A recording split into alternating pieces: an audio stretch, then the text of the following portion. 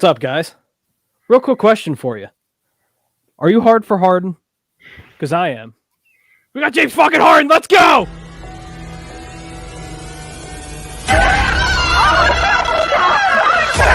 Let's go!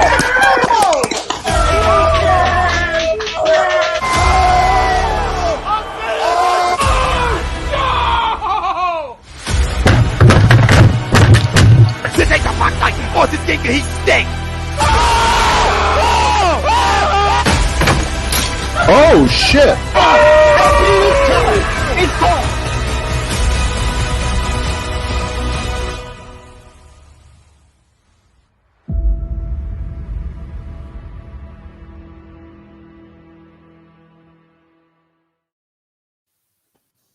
What is up, guys? Welcome to another edition of Fan Friday. As always, I'm your host, Jake Friel, along with Dan Triok and Pete down there. Is that a Phillies hat?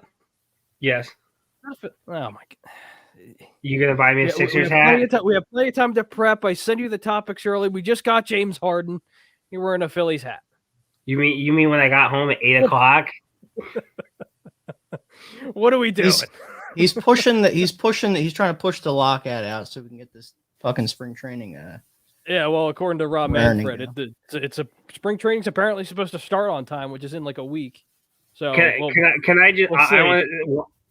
just laugh about that? Is that my brother actually got me Phillies tickets for Christmas, and when he told me, I laughed, and he did not understand the humor.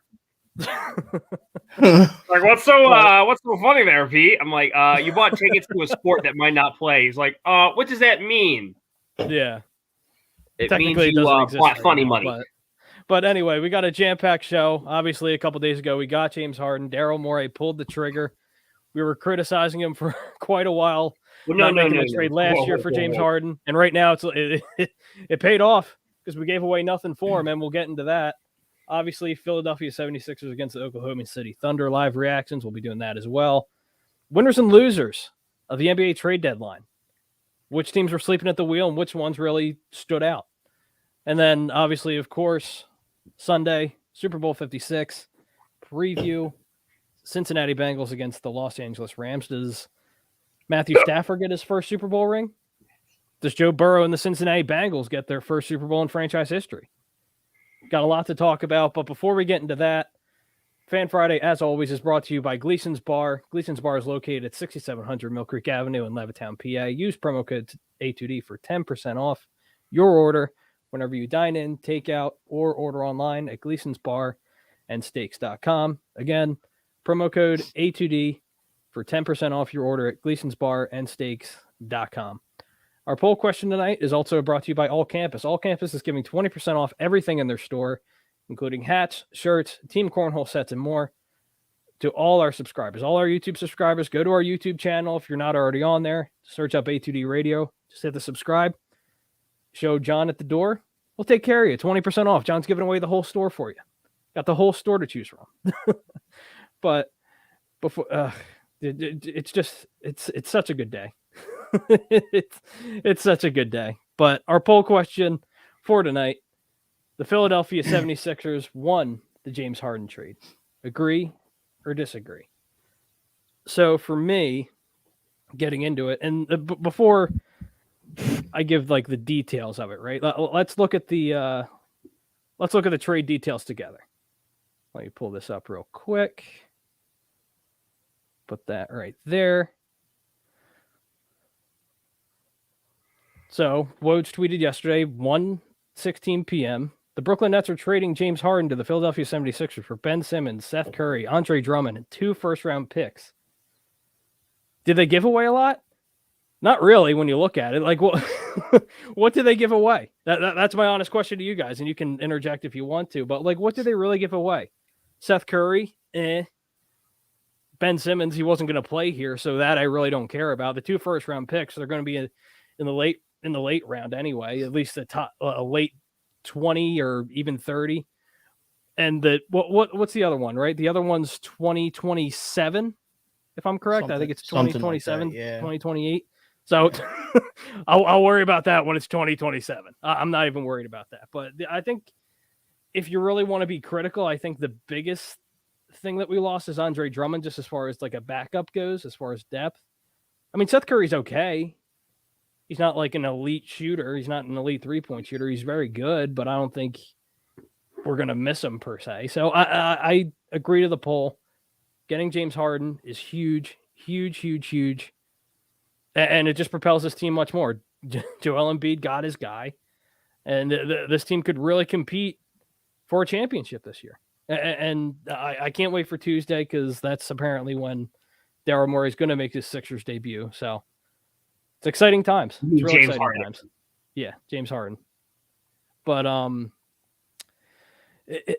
it's refreshing, right? Because we criticized Daryl Morey, like I touched on earlier, last year not making the trade for James Harden. And the fact that you didn't give away some of your really young, talented guys, and Matisse Thybulle and Tyrese Maxey, you can't beat it. You can't beat this deal. If you told me that we got to keep Matisse Thybulle and Tyrese Maxey and we got James Harden back,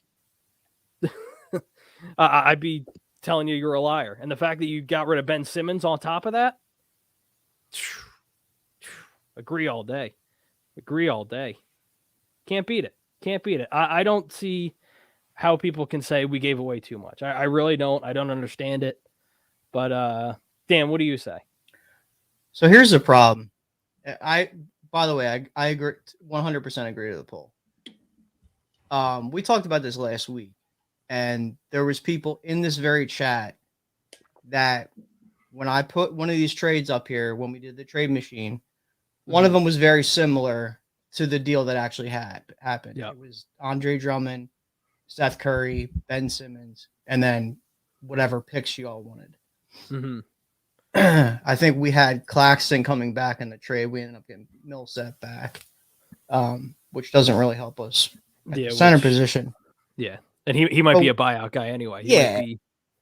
Right. He might not even be here. Right. But if you're worried about this trade because we gave up a Seth Curry at the end of the day, I got to question your basketball knowledge and you actually watching and paying attention to games, because at the end of the day, he was going to be a bench piece. Mm-hmm. I mean, I guess you could have said, maybe Maxey comes off the bench. That potentially could still happen if they get maybe another guard in the buyout option. That's maybe a veteran. They might value Maxey coming off the bench more. Mm-hmm. Bottom line is nobody that we essentially gave up a guy that gave us nothing because he wasn't playing for us, like you said. Mm-hmm. Yep. And two guys that, okay, like, yeah, right. Both those guys combined aren't going to give you the value that James Harden is on a nightly basis. No. By scoring the ball and facilitating. So, 1,000% agree with the poll. Yeah. Before we move on to Pete, the 76ers are up 66-57 in the third quarter with 4:15 left. That was a huge block, by the way. Embiid rolling. Embiid passes. Danny Green for three. Misses. But Sixers up 67-57 or 66-57, excuse me, against OKC. Pete, floor is yours. Oh man, this is gonna be fun. How can you not agree with this? For months and months, I had to hear dumb shit after dumb shit. Not so much from you guys, but just people in general. Ben Simmons has no trade value. No one's gonna trade him. Trade him for scraps. Should have done this. Should have done that. Trade him for bench pieces. Who cares? It doesn't matter. We're not gonna get anything of value. It's any trade we do, we're going to lose. Morey's blowing Embiid's prime. We need to make a deal now. You know what? Fuck that. You know what? He held his held his ground. He waited until the Nets basically freaking imploded. Would they lose 10 straight games? It's something like that, yeah. And I know they lost bad the other night. It's 10 now, and they lost to Washington last night, who's There a you team go. that literally had nobody. There's So. just with Kyrie on the Brooklyn Nets, just Kyrie alone is better than the Yeah. Washington Wizards right now. So, But that just shows you the type of general manager that Daryl Morey is. He wanted a star. That's what he said from day one. I'll wait. I'll go into next offseason to get my guy. Whether it was James Harden, whether it was Bradley Beal, whether it was Dame Lillard, he waited. About 75% of the Sixers fan base was ready to trade him for whatever, scraps. Yeah. They just wanted this guy. And this was my thing from day one. And Dan, I've been saying this before you got here, and since I've been doing this with Jake, with the Ben Simmons nonsense. Know your value. Know your value. Know your value when it comes to this guy. If you value him in a certain thing, don't just trade him away for nothing. That was always my thing with Ben Simmons, and why I was even entertaining bringing him back. Because if you're not getting him back for equal value, there's no point in trading him. Right. And you know what? You did what you had to do. You went out and you got him a superstar. I don't give a crap. You know what? The USFL isn't the only one with stars back, baby. Had to get that little bit in there. Damn right. I was thinking about it all day. You're an issue. All right, continue. Yeah. And it's just like, I just don't understand how you can't be excited. James Harden is a superstar. James Harden wanted to be here. Who wants to come here? Honest question. Like, Bryce Harper, that's it. That's why I love Bryce Harper, because you know what? He wanted to come play here. Like, say what you – like, we're such a superstar-starved franchise. Not even franchise, just city. Because we just don't get the big ones. We don't get the superstar guys. It just doesn't happen. So when you go out and, you have a guy like James Harden who wants to be here. You have a guy like Bryce Harper who wants to freaking be here. It's fantastic. Like, the best part is that we're not even done. Like, everything that happens in this season is gravy to compare to all the fun you could have next season with all the trade pieces you're going to have. Furkan, tradable. Danny Green, tradable. Shake, tradable. Like, who gives a shit about a first-round pick? Like, what was he going to be? 30? 29? Something like that, yeah. And then you don't have a first-round pick in, like, what, 2027 protected first-round pick that will most likely move to 2028. Like, I'm not going to give a shit. Exactly. Like, who gives a fuck? Like, got 5-6 years, so we're good. I love Seth Curry. I mean, this is a hot take. I would have rather kept Seth Curry than Viable, because Viable just doesn't do anything for me. Offensively, yeah, no, I hear you. I just don't think he does enough on the floor to where I can play him in meaningful playoff minutes. So, like, and at least with Seth, there would be so many guys around him to where I wouldn't really care about his defense. Right. Which is whatever. Like, real quick, here's my only thing with that. And I understand, like, I agree with you in terms of, like, shooting. Like, he obviously would have added another dimension to being able to space the floor even more with James here. But if you ship out Thibault, you're basically you're calling it like it is. You got one defender on the floor in Joe. I mean, at some point you got to have some sort of, like, here's my thing even with this starting lineup, because Matisse is going to start at the 3. There's no way they're going to put Danny out there every night. No, there's no way. I'm fine with him doing his nightly 5 points or whatever he puts up in the stat line, because I mean, he's doing it tonight. Like, and I know it's 6, but 6. What? He's got 6 points. No. I'm saying defensively. Here's my thing. Everybody wants to talk about what he does offensively. As the team's currently constructed right now that James Harden's on this roster, I don't give a shit what he does. No, and if he's giving me 6 points a night, that's fine. You're hitting two threes a night, whatever it may be. I'll take 2 threes. I'll gladly take 2 threes. Yeah, and that's actually what he's been doing as of the last, like, 4 or 5 games. He's been hitting about 2 or 3 threes a night. Right. But I mean, I just, and his youth. Like that's the key two factor for me. Yeah, the two young guys I didn't want to give up because financially wise, they were still on young contracts and Very cheap. Yep. yeah. Think about Maxey for a second, right? So let's go back to last year because a lot of people were like, you got to do the Harden deal. A certain someone who should not be named wanted to bang the table for the Harden deal. Guess what? You were wrong. Because if we did that deal last year, say goodbye to Harden, say goodbye to Maxey, say goodbye to 3 first-round picks, and then some. Mm-hmm. Like, we waited a year, and you know what? Obviously, we gave up the 2 first-round picks, but I think last year, if you do it last year, they're probably closer together. Right. And you're out. You're too young. You're not stars yet, but like you're too young core guys. Like, come on. Mm-hmm. Yeah. Real And quick, it's end of just the not third even- quarter. Sixers are up 77-61 against OKC. Looking good. Carry on, Pete. Not even to mention with Maxey, like imagine you roll into next year and Maxey hits that spot. Like he takes that to the next level to where your team is superstar in James Harden, superstar in Embiid, a solid third guy in Tobias Harris, and Maxey hits that big third year jump that everyone hopes he can. Yeah. Yep. It's unreal. Like, I'm sorry, give me 4 years with this team. Like, it'll be fun. Like, are you kidding me? I mean, might be all you you're have. You're spot on though. Like, because like you just said, like the people that wanted us to just trade him last year for Harden, which would it have been great? Like to be like, all right, yeah, we have a year under Harden, like he's been able to grow with Joe or whatever. Sure.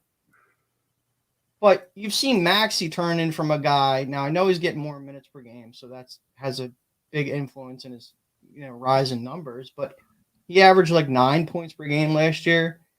He's over 17 points per game now, which is so. Huge. I mean, this kid. I agree with Pete. This kid's just he's gonna flourish more and more that he's on the court because he has a drive to get better. Yeah, and the fact that you're going to be bringing in James Harden, who he can learn from, is going to be even bigger. It's crazy. But touching on Pete's point to that like 3 to 4 year window, that might be it though. We have to be realistic. This is their window right now to win a championship. If it's not this year, it has to be either next year or the following year because that's really it. As far as like talking about Joel's length and how long, I think that's have why. left. I mean, it kind of makes sense if we look at it like we're doing right now. We take a look, a couple years down the line. Yeah, you figure Harden will probably be here for 4 years. Yeah, yeah, and then you got Joe. So yeah, theoretically, that gives you a 3 to 4 year window. I'm not as concerned with Joe in terms of like longevity as a lot of other people. Because as we're seeing right before our eyes, like watching him, his game evolving into just different steps. Yeah. I think the same thing is going to take into account as he gets older. He's going to evolve his game and just play it into an old man game. Get even better. Seriously.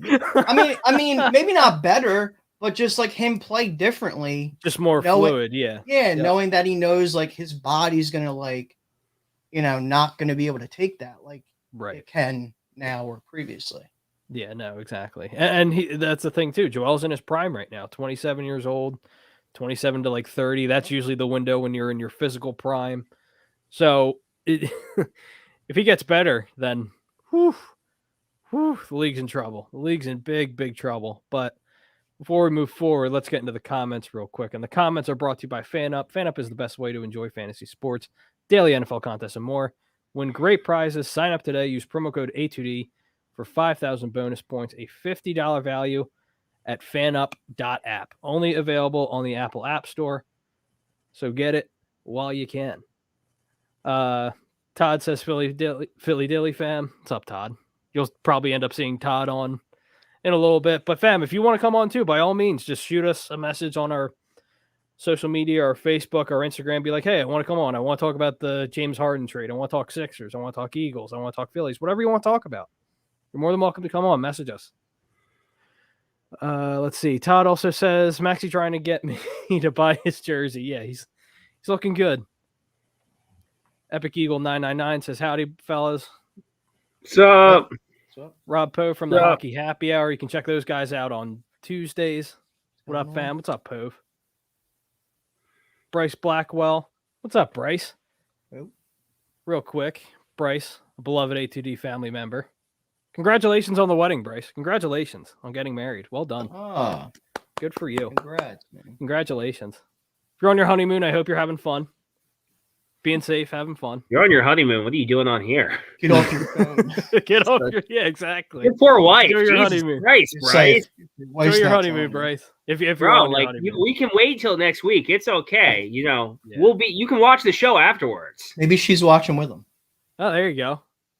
Little husband-wife bonding. There you go. Newlywed bonding. There you go. I mean, I'm gonna stop right there. honestly, there's better things. There's better things to do on your honeymoon. As great as watching A2D is. And the famous A2D nepotist Rob Brinkman. Oh, wake me up in the Eastern Conference. Anything else is a failure. Oh my God. Go. We got fucking James. We got James Harden. Okay, and Check him out. Can we have like at least 2 fucking weeks before we have You people you literally must be the worst fucking person to invite to a party. Oh my God, it's my birthday. Oh, you're gonna die, and you're gonna die eventually. Fucking buzzkill. Like seriously, who the fuck invites this guy anywhere? You can check him out on Monday nights on the Sports Hounds with Brad Ryer. They do a great job. 1 out of 2 is not bad, I guess. Love you, breaks. Frank Vespi from A2D Wednesday night. They do a great job over there. Frank says a great trade. Can't wait until Tuesday. Yeah, for anyone that's just hopping on, wasn't paying attention, he's expected, talking about James Harden, is expected to make his debut, his Philadelphia 76ers debut on Tuesday. So it's exciting. Yeah, until they change it. Yeah. James Patillo says Ben Simmons is a great 3-point shooter in the multiverse. Yeah. But I mean, even if like let's just, again, hypothetical, like we've talked about before, Ben Simmons gets traded. He turns into the player that we all projected him to be. I'm not going to be upset about it because he didn't want to be back here. He was never going to come back and play for the Sixers again. So I can't be upset. I have James Harden. I don't care. Ben Simmons can go have sex with a goat for all I care. Like, I mean, if he's able to do that, good for him. At the end of the day, like, look, I'm not going to hate on the guy. Like, he's a giant fucking pussy. Yeah, I mean, like, his time here will always be,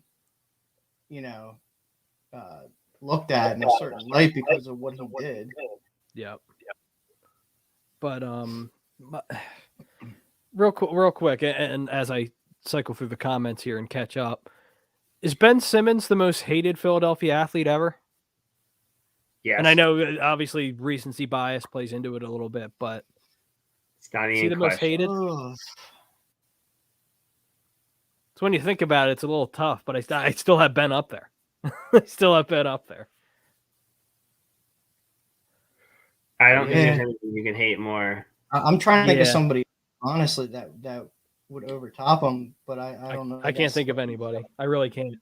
Even if it is, it's one of those things, like you said, it's recency bias. Like I don't think anybody's going to top it right now because of. But even in the next like 5 or so years, I just can't picture anything being as bad as the Ben Simmons situation. I can't.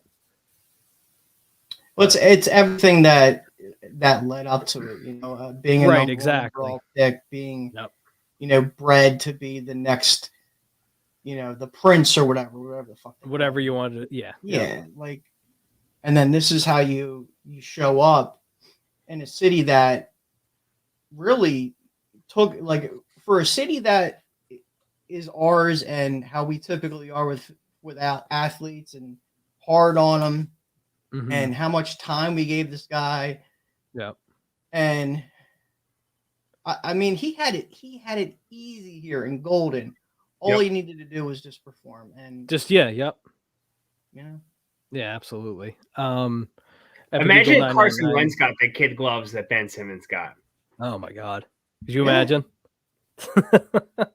But Epic Eagle 999 says agree. I see so many people saying how the Sixers got fleeced. And I can't see it. We got exactly what we needed for a guy that's a cancer and some role players. Yeah, pretty much. Got rid of the cancer in the locker room and people. Well, here's the thing. Here's one thing that I will say that really like surprised me.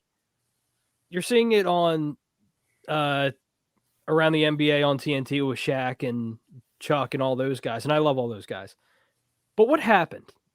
And what I mean by that is that before Ben Simmons was traded and we got James Harden, everyone's like, "Oh fuck Ben, Ben's a loser, he's a crybaby, blah blah blah blah blah." And now everyone's like praising Ben. What happened? What He's happened? not here anymore. You know what's It's anti-Philly biased where anytime anyone that goes somewhere else and does well, it's like, see, those Philly losers who threw snowballs at Santa Claus and batteries at JD Drew and all the other bullshit. It's like, see, they were holding them back. Scott Rowland. Yeah. Terrell Owens. You know what's ironic about the Harden deal and like how you've got guys like Stephen A. Smith, He's a moron. Charles Barkley. No, I get it, but both idiots. Jay Williams, like you had all these guys, on national media, complaining that the Sixers gave up so much for James Harden. Yep. And then you look last year in terms of what the Nets gave up. I find it like, I get the whole Ben Simmons thing. Like, if Ben Simmons could turn his shit back around, then like that's a big piece that Brooklyn gets. But that's a big if too. Like, yeah, exactly. Yep, exactly. Like I'm saying, if you look back at like what Brooklyn gave up, all the pick swaps you gave up. Look what Jared Allen's doing in fucking Cleveland. He's changed them around. Karis LeVert's now fucking in the fuck did he just get traded to? I don't know you talk about it, but he just got traded to Cavs. Yes, now he's with Cavs. Yes. Yeah. Now they're both with Cleveland. Yes. Yeah. Dan, I have a fun one for you. Like, because think about this from Brooklyn, like 2 years ago, right? They let D'Lo walk, right? They got rid of Jared Allen. They got rid of Karis LeVert and Spencer Dinwiddie. Yeah, Spencer Dinwiddie too. Yes. So think about that for a second. Let's say they're just like, okay, cool. We're gonna go get Kevin Durant, right? We can wait a year. It doesn't matter. We don't really need Kyrie. Kevin Durant, and so within a year, you would have had Kevin Durant, D'Lo, Dinwiddie, Jared Allen, Karis LeVert, Joe Harris. That's a loaded fucking roster. But they saw Captain Crybaby, Captain Excuse, Captain I can't win anything without LeBron.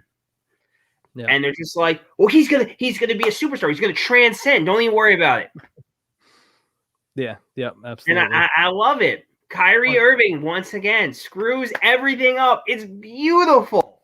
And that's like one of the main reasons he wanted to leave. That's one of the main reasons Harden wanted to leave. Wouldn't you want to leave? I'm busting my ass to help this team. You got a part-time player. Yep. And we're paying millions of dollars to a player who doesn't want to play. I don't want to spoil it if we're going to get into it. But did we read and see how James broke down that he wanted to be traded to I think me and Pete talked about it before you hopped in. Actually, no. Pete came in. I was talking to Pete about it on the phone. I'm sorry. Me and Pete were talking on the phone about it before he came in here.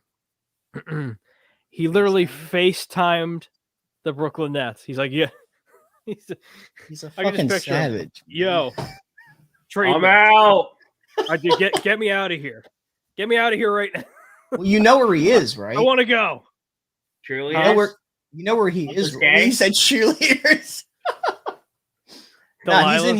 He's in Houston right now, so that's why he's apparently not. He's probably at the strip club in Houston. I don't know. Yeah, but I think he knew this shit was gonna happen. So whenever he probably gave him like a day or two notice, like you got to trade me, so get your shit together. And that's when all the reports started coming out. Yeah.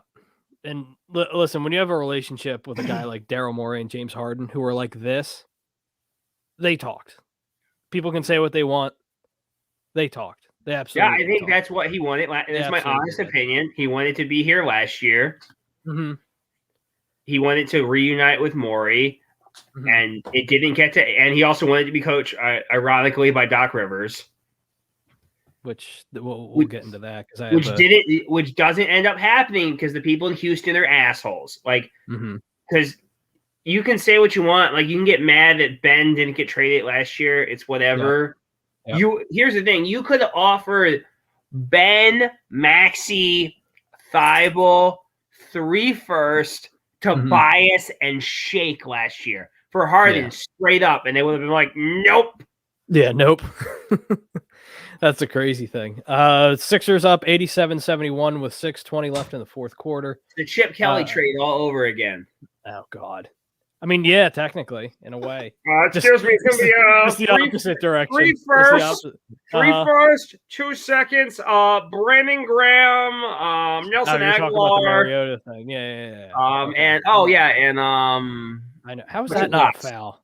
How is that not a foul? Oh my God. He landed hard too. Yeah, I don't know how that wasn't a foul. Jimmy Rodweiler from the Flight Zone. You can check those guys out, him and Evan, on Monday nights. They do a great job. He said, I love the trade for us. The Nets also got so much better. I'm excited. Yeah, I'm excited for our team. Yeah, no, absolutely. The Nets absolutely got better too. Because you have a distributor in Ben Simmons who can pass it to Kevin Durant, pass it to Kyrie Irving, and those two open stuff up for Ben. So Ben, he doesn't have to shoot. He doesn't need to. He can just run down the lane and dunk because the floor is going to be so open. So it's going to be exciting. And for the record, when March 10th comes around, Ben Simmons ain't playing.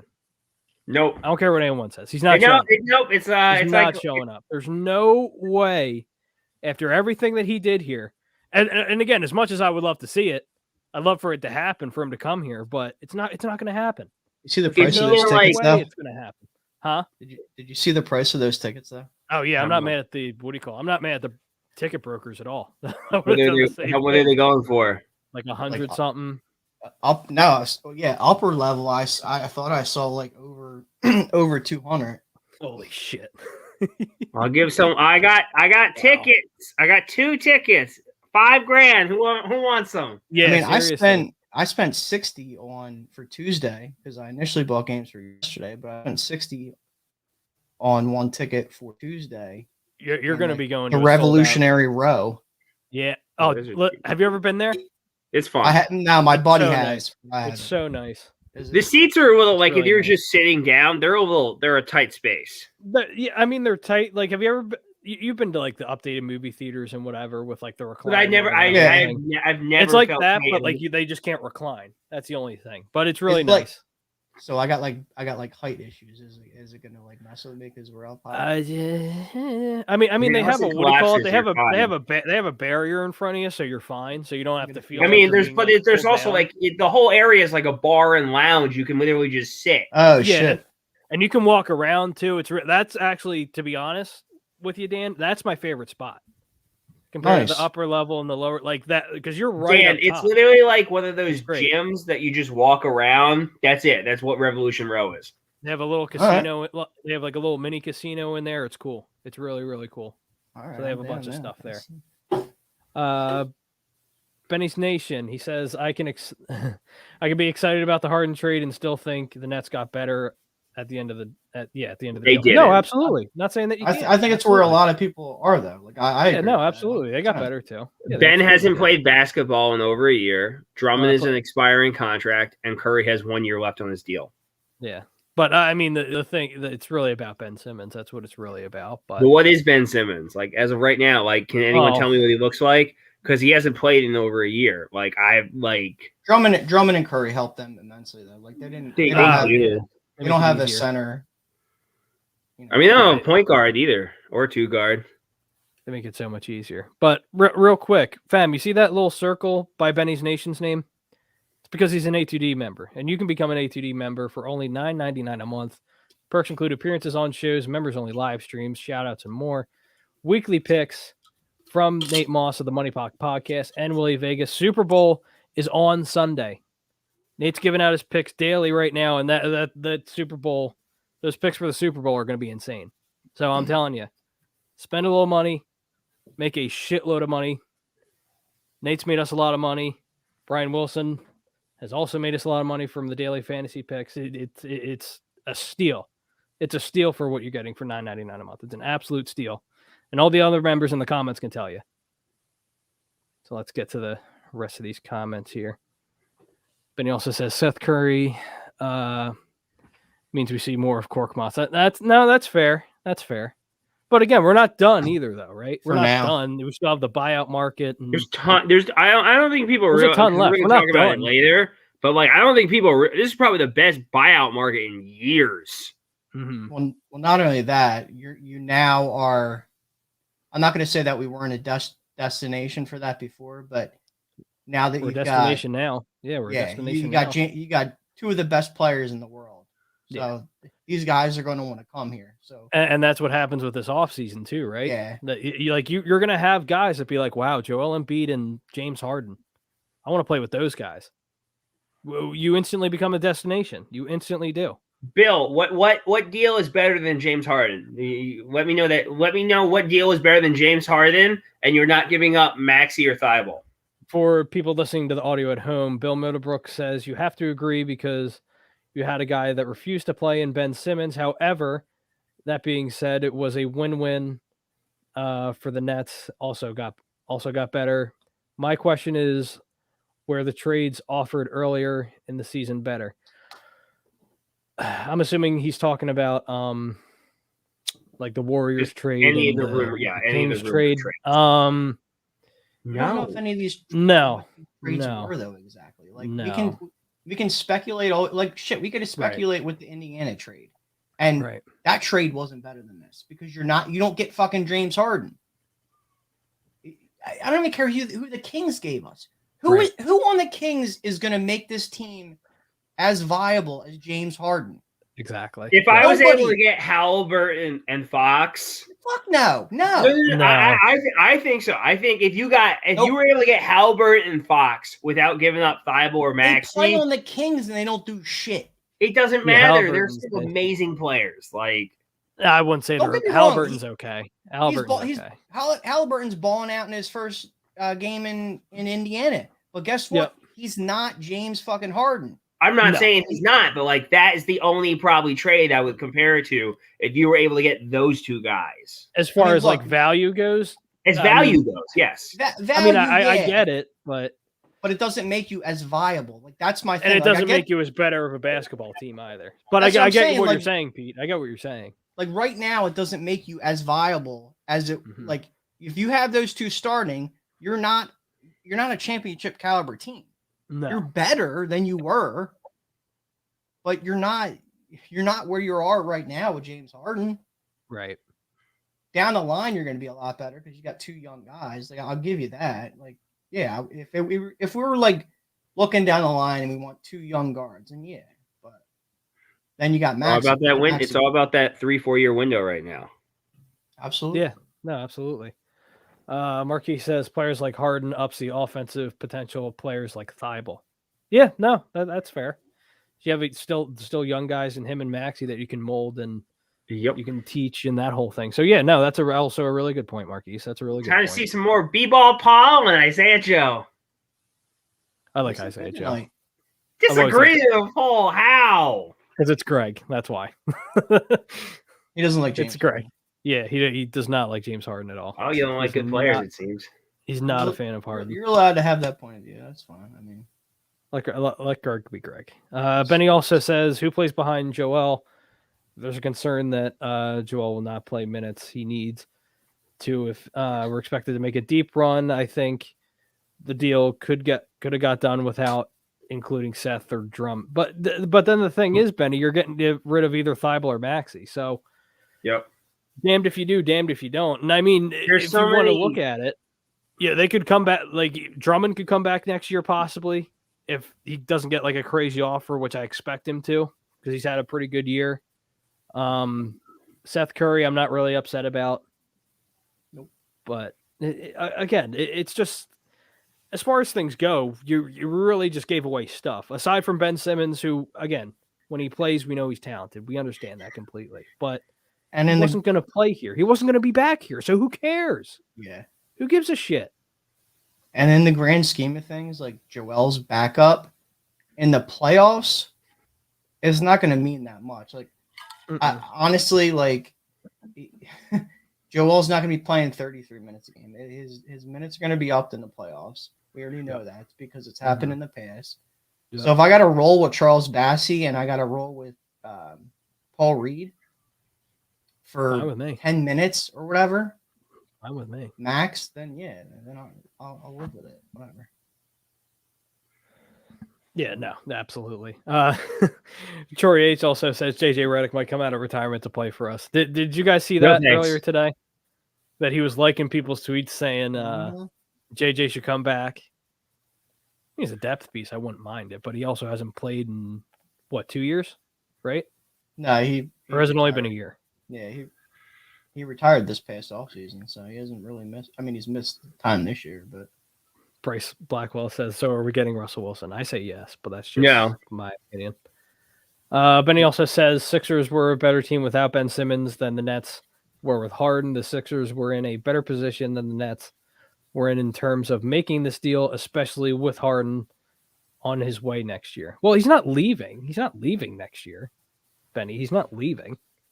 He'll be back next year. It's just a matter of will he sign the extension? And with Daryl Morey being the GM, he'll take care of his guy. Daryl will take care of his guy. So that I'm not even worried about. I mean, neither team was in like a great position in terms of making a deal. Like you had like we can act like we had the leverage to a degree. I think we did in a portion because of Harden actually expressing he wanted out. Mm-hmm. But we had a guy that literally was willing to sit out the majority of the fucking season. So that's where the value of Ben goes from like, okay, he's like right here to like, all right, he's all the way down here because he's not willing. Yeah, no, absolutely. Yep. Yeah, no, absolutely. Sean Kahn says, I can't wait to see what this team looks like with James out there. Going to be special. Yeah, absolutely. It's just a matter of these next couple, and people have to understand too, is that like it might not be pretty the first couple games, but you have to get that continuity and that chemistry together. Well, think about when they first got Jimmy. Like when they those first few games, it was just like you're just trying to get the rhythm. Like it doesn't matter who the player is. Like look at LeBron's every time he did a big three, right? It just took some time to gel. Like it wasn't going to be. It was never going to be perfect. Yeah. Or like this isn't going to be Brooklyn's big three where they played together 16 freaking times over 2 years. Yep. Sixers up 97-87 with 20.5 seconds left. Unless something unforeseen happens, which I don't expect. If they were playing any other team tonight, they would have lost because of the way they started out shooting tonight. They looked awful. They were 13 for 44 to start the game. 23 points today, by the way, for Maxey, who's also at the free throw line right now. So it could be 25 by the time we're done. I already got the first one. Benny says, thoughts on Marks accusing the Sixers of tampering? I mean, it's not going to mean anything at the end. Who gives a shit? We don't have draft picks. We don't care about draft picks. Who cares? You'll lose what they do with tampering, you'll lose a second-round draft pick. Yeah, so it's a slap on the wrist. Right. Everybody does it. The reason everybody does it is because that's you losing a second-round pick shows that everybody does it. Yeah, no, absolutely. And especially during the trade deadline. Everybody's talking to everybody. Phones are going off the wire. And I'll say that this trade deadline was a lot of fun. Not just because we got James Harden, just because of all there's just a lot of big deals going on. Yeah, exactly. You had a huge 14. Although it was disappointing that Danny Ainge wasn't there to maybe almost coulda, woulda, shoulda his way through another trade deadline. Yeah.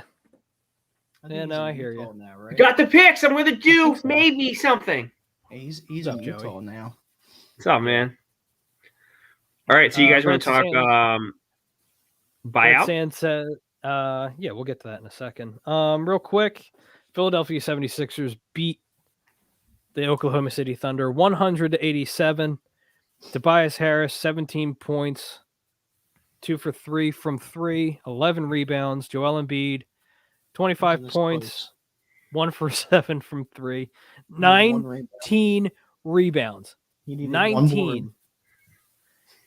19 rebounds. Tyrese Maxey, 24 points, 9 from 14, and 2 from 4 from the 3, 5 rebounds and 2 assists. Matisse Thybulle, 10 points and 3 rebounds, which for Matisse Thybulle, that's pretty good. Furkan Korkmaz, 5 points. 5 points for Joel had 5 blocks too. Yeah, that didn't pop up on my Monster. stat sheet. But let's see. We got a couple other comments going on here. Trey says Fox and Halliburton would get in the way of Maxey. No, I'm stoked to have Harden. Yeah, no, absolutely. Walkthrough group says Blazers will Burton first round pick like Tyrese H. Blazers. It's not English, but okay. I don't I don't know. I was trying to piece that together. But... So was I. Joseph says, hopefully this is where Harden helps.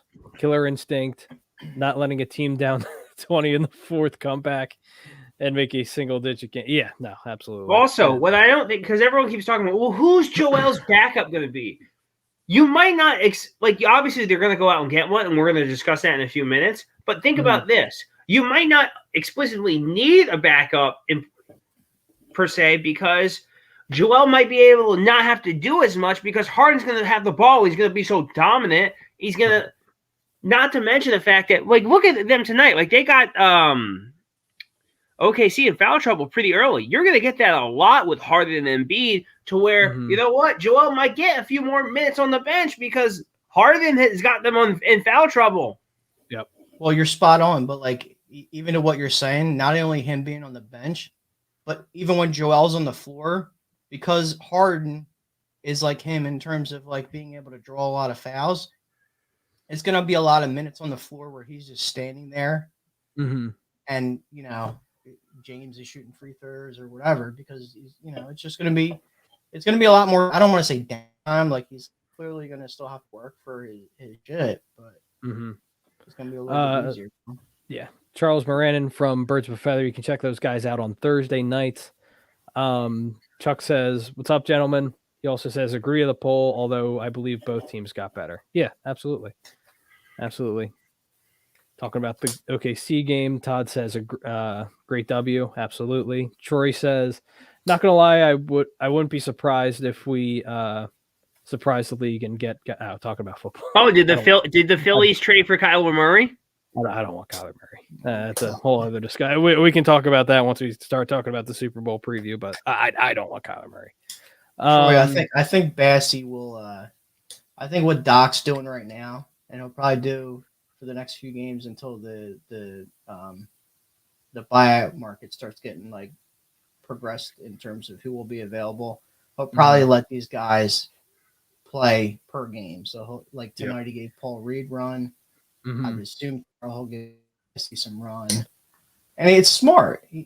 As much as we kill Doc for shit, he's a veteran coach. You know what he's doing in a lot of cases. So you gotta let these guys get some decent run per game. Also, all of the young guys are second-year players, so he doesn't hate them anymore. Yeah, absolutely. All right, so I have. Look at that, a Brooklyn Nets fan. Kristen Cordera says Ben will haunt y'all. Yeah, okay. You wasted a championship team with James Harden, Kyrie Irving, and Kevin Durant. Kick rocks. Yeah, let me know how Ben. You also moved your team from Jersey to Brooklyn only for the guy who bought the team to quit on y'all. Yeah, that's why New York fans are upset. They're and their stadium can't even get their fans in the. Also, stadium. Yeah, because they stink. Please go form another super team that doesn't amount to anything. Troy 8 says, not gonna lie, I want them to cut. Wait. Are you high? Troy, I'm not cutting B-ball, Paul. Wait. I'm not cutting B-ball, Paul. I can't wait to get to his comment. Whose comment? Christian. Let's see. Oh, here it is. Nimrod. I was a Sixers fan, to be honest. I'm a Ben Simmons. Oh my God. If I, the number one Ben Simmons fan, turned on him, you being a Ben Simmons fan is embarrassing. Good Lord. Yeah, no. Troy says true. I like Bassey as the backup big for the future, but we need a veteran. No, that's fair. No, that's absolutely fair. That's absolutely fair. I like Bassey though. That's Frank's guy too. That's Frank's guy. He's got skill, man. I was actually impressed for a guy that went to a smaller school to just show what he showed so far this year. Again, it hasn't been a lot, but he's been a solid contributor, and that's all I can really ask for. He's Tony Bradley. I mean, he's not Tony Bradley. He's got more skill than Tony Bradley. He definitely has more skill than Tony Bradley. Come on, Pete. 24 rebounds, or 5 rebounds, 24 points, 2 assists from Tyrese Maxey tonight. So he's so good. He's so good. All right, so I got the possible buyout candidates here. Are you ready? All righty, go ahead. Dennis Schroeder. Not going to happen. They're saying they're not going to buy him out. I think they'll buy him out. I'm just telling you what they're saying as far as reports. They're saying they're not going to buy him out. You never know. I mean, if you could get him, I'd be all for it. I would be for it. Real quick, we have 40 people watching on YouTube. Hit the like, hit the subscribe, share it with your friends, have them join the conversation. Let's have a little fun tonight. Let's go. DJ Augustine. He's a veteran. I wouldn't mind it. He's not. Yeah, I wouldn't mind it. It's coming from Houston, right? Gary Harris. Yes. Yeah, I wouldn't mind Gary Harris. Yep. This is my choice. Goran Dragic. Yeah, he's old in the tooth, but yeah, I would take him. I'll take him. This is a veteran. Bledsoe. Yeah, exactly. Who, Bledsoe? Yeah. I mean, honestly, most of these guys, I'm sure I'm going to probably say yeah to, because it's you're not going to be paying them much. And yeah, I'm not going to be picky. Yeah. Yep. Yeah, definitely. Yeah, I'm not going to be picky at all. Who else you got? Robin Lopez. That I would love Robin Lopez as Embiid's I like backup. Lopez. I like Robin Lopez. Looks like the fucking dude from The Simpsons. Yes. Bob. Oh, Sideshow Bob. Yeah. Juancho Hernangomez. No. Yeah, me either. Tristan Thompson's my guy. I would like him a lot. Hey, Chloe. Hey, girl. What's up, Chloe? Paul DeAndre Jordan, which I have no desire for him. I've always liked DeAndre. So I'm Derek Favors. I know you're gonna miss one here because it's probably not on your list that you have. And his freedom, but I don't want him. But that's fine. I wouldn't mind him. He plays new defense. That's the only. Orgu Dieng. No. Who do you think I'm missing? DeMarcus Cousins. It's an interesting one. That would be fun just for the storyline. I've seen people bring that up, but like my only played thing well in is, Denver. This is true. But like, how many times have we had the opportunity to bring him in? Like, we could have done it this year and last year. Then we're just like, no. Well, in the off season, yeah. Right now, it's the perfect time. Yeah, you're right in the off season, but maybe he wanted more money in the off season and was holding out for it. But yeah, I think as far as like if you're gonna bring a guy in, and that's what you're gonna focus in on, like as far as like a backup for Joe, that's the guy I would focus in on because he does have a 10-day contract with the Nuggets currently, so I don't know how that would. I thought they didn't renew it. Unless another 10-day. Well, I think it was another 10-day because this was from NBA.com just a day ago. Yeah, unless you can buy those out too. I don't know. Yeah, Lopez and Lopez it was from a day ago. Pairing. From a day ago. Benny's Nation says James Johnson. Yeah, that's a possibility. Yeah. I won't be against it at all. Tom. What's up, Tom? Big dub. Big dub. Got James Harden. Can't be. Ooh, that's not a bad name. My fucking guy, Mr. Rudy Poo. I love this name so much. Terrence Ross is an interesting name. It's an interesting one. Yeah, absolutely. I'm not against Terrace Ross whatsoever. What's his contract though? I don't know if he would get bought out. I don't know. I'm surprised he didn't get traded. He's got traded out of you. Like, Yeah, unless his contract's just that bad. it very well could be. It very well could be that bad. But yeah, there's a lot of good pickings. To be honest, I was actually surprised when I looked at the players on the buyout market. It's not a bad list. It's really not. Yeah, so they re-signed DeMarcus to a second 10 contract. Okay, So. and you can't buy that out? No, but if the 10 days come up and they don't do it, if they can do They it, can do it then. Yeah. Okay. Yeah. All right. So I'm not too upset about that then. It's not a big deal. Not too worried about it. What else are people saying? Red Sand says we need a wing defender. You have it. It's viable. Yeah. Daryl Clark also says, what teams do you guys see as potential threats in the East? Milwaukee. Milwaukee. The Nets, Miami. just because they intrigue me. I don't think. Yeah, the Nets Miami, will do anything absolutely. this year, but Miami and Milwaukee are the two teams. Yeah, those are the two ones that are like my main concern. But we always tend to play Milwaukee well, so I'm excited. Honestly, the team that's coming in here tomorrow that I'm going to be seeing kind of worries me Cavs. because the way they play defensively, and they actually have somebody that in the past has kind of drove some trouble. So Yeah, exactly. we'll see. Todd saying, what's up to Tom? Tom double dipping on YouTube. We did it. We fucking did it. Finally. Got James Harden. Ugh. So, but before we get into the winners and losers of the NBA trade deadline, and if people want to keep bringing in potential buyout players, by all means, were you more happy about it? Because this is how I felt. Were you more happy that Ben Simmons is finally out of here, or the fact that we got James Harden?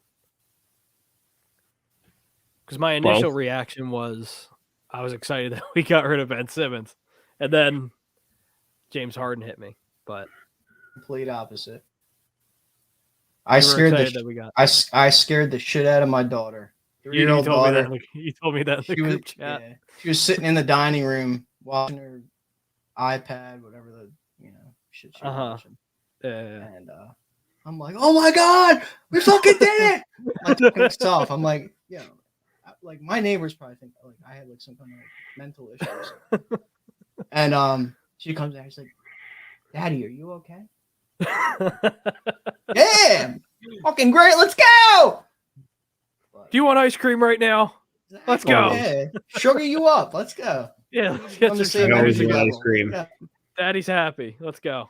But no, I mean, obviously, like for me, like the initial thing was like the Harden thing, because like it was like, oh my god, like we got that, we have that guy for Joe. Yeah, like he's never had anybody like this. Like even Jimmy, when we had Jimmy, like we can say we won. Jimmy's not. He's not James Harden. No, he's not James Harden. No. They're not even on the same level. Right. Jimmy's very good, but yeah, no, he is. He's not James but Harden offensively, they're nowhere near the same. No, not even close. Not even close. So yeah, that for me, like, as much as I loved getting this dickhead out of our city, the James Harden thing was like let's fucking go, let's get this championship. Yeah, absolutely. But it's exciting. Mr. Rudy Poo also says, do you think John Wall would finally accept a buyout? I don't know why he would change his mind. Yeah, I don't know why either. Unless he wants to. Oh yeah, he wants to be reunited with his bestie. He wants to. Yeah. Could you imagine? I wouldn't be upset about it. I don't like his contract, but if he did, I think he would end up going to fucking the Lakers. You think? As stupid as that would be, yeah. I don't know. Yeah, I mean, maybe. I mean, there was talks about that prior to the deadline, so as much sense as it doesn't make for them. But yeah, Benny also says he would not sleep on the Raptors. Yeah, the Raptors always tend to give us trouble. They always give us headaches. I mean, they're on an 8-game winning streak, and I get it.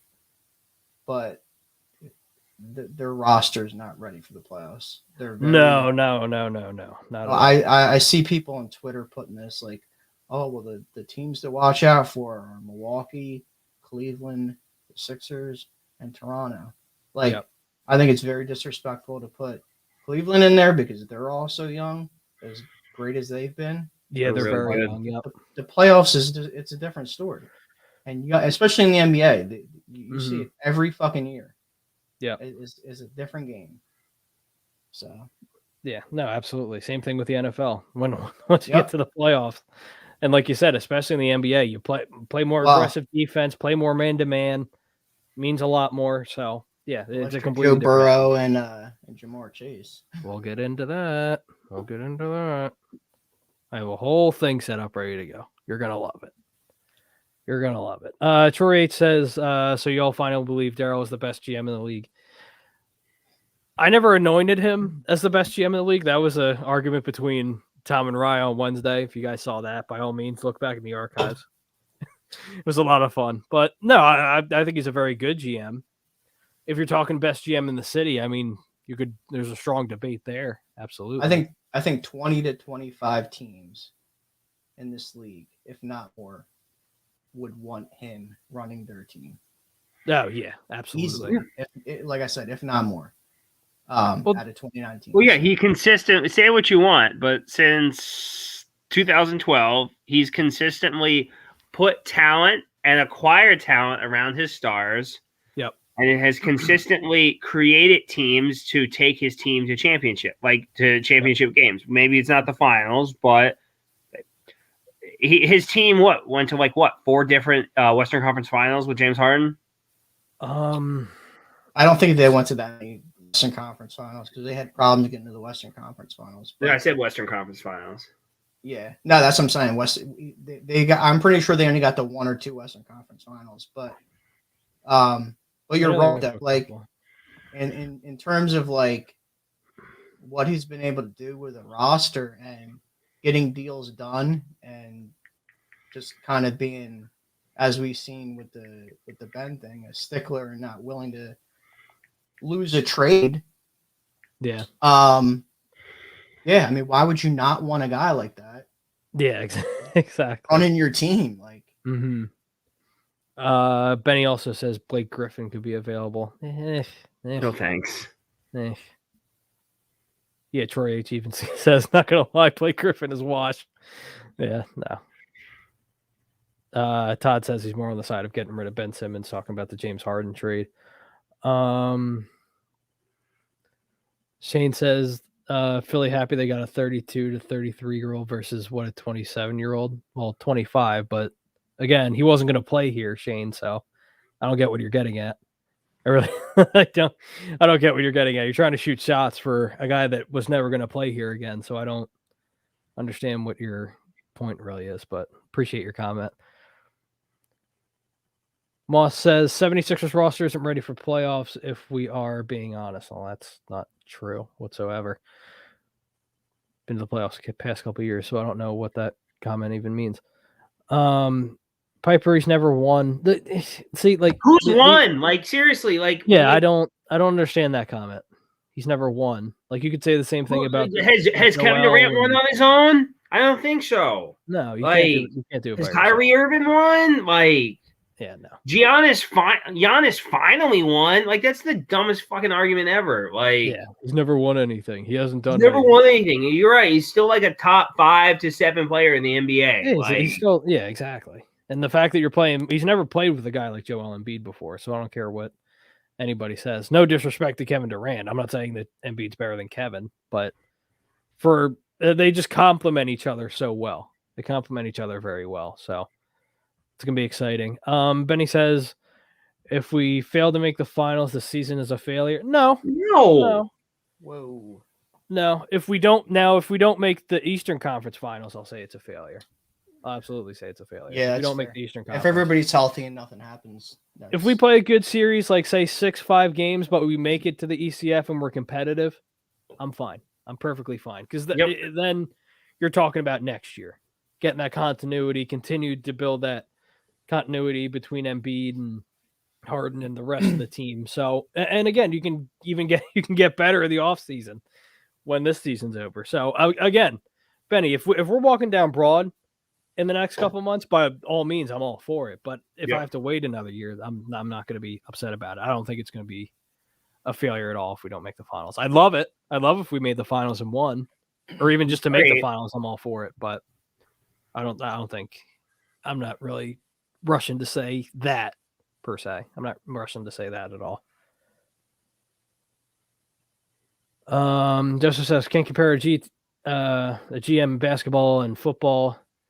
You literally can win a championship with 2 players in basketball, plus managing the cap with 16 roster spots as opposed to 53. I mean, it's more mouths to feed, I get you, but when you're a great GM, you're a great GM. Yeah, right. C4C says, who's the Philadelphia 76ers backup big? It would be Bassey right now, right? Well, I mean, tonight it was Paul Reed, so like I Yeah, said, right. pick or choose. Yeah, it's to be determined. Yes. Yeah, I'm not. Yeah, exactly. Tristan Thompson gets here, which could happen. I'm not against it at all. But I don't really care who it is, to be honest. No, I don't care. I don't either. But like, I'm always for having a nice backup. Anyone that's not Greg Monroe.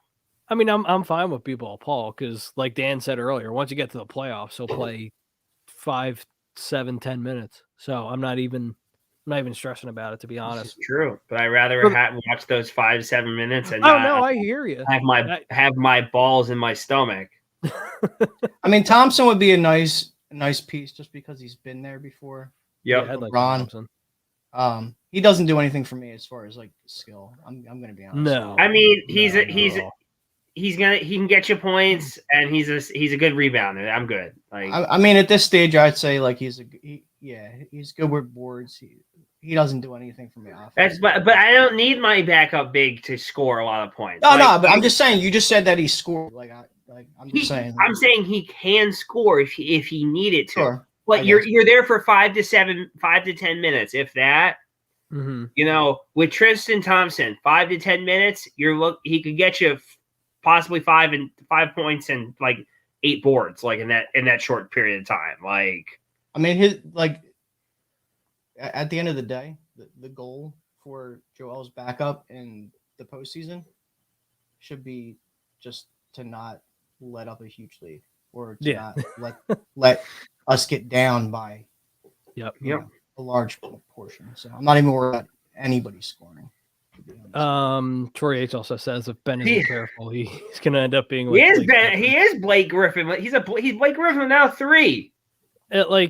And the thing is, Blake actually cared about playing basketball, and Ben. I don't care what anyone says. Ben Simmons doesn't care about the game of basketball. I mean, that's basically what Ben Simmons was.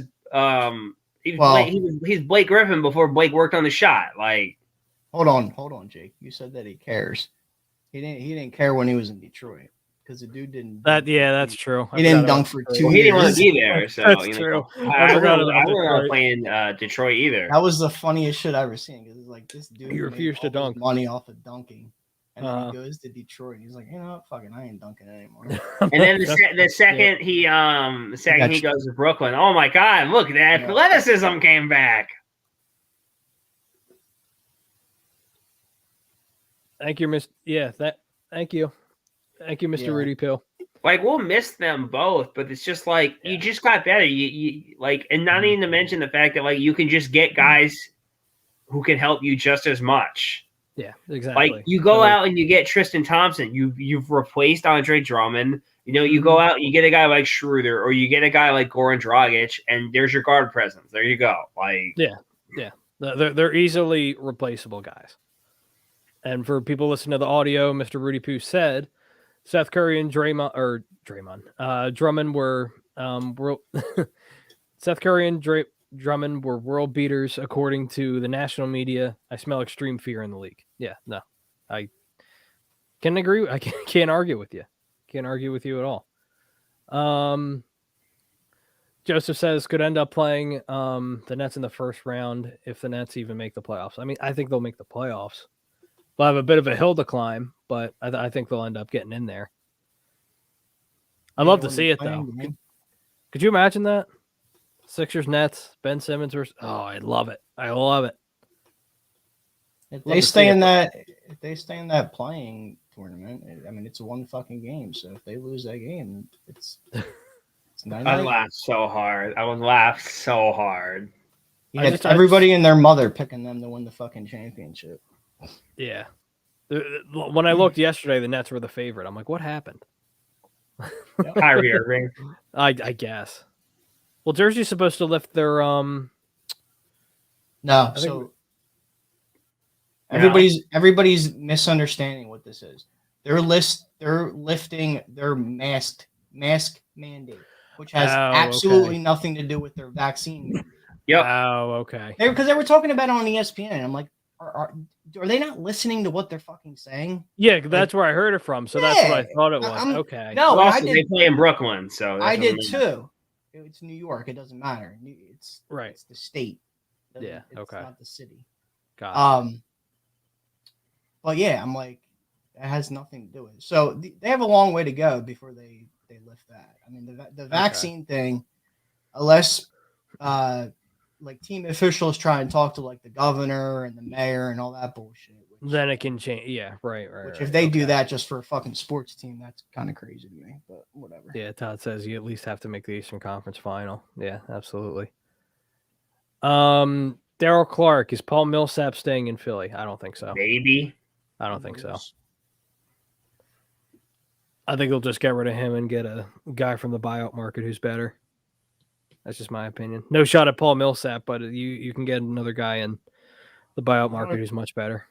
I don't think. Funny, I finally got one of my guys, Paul Millsap. Paul Millsap.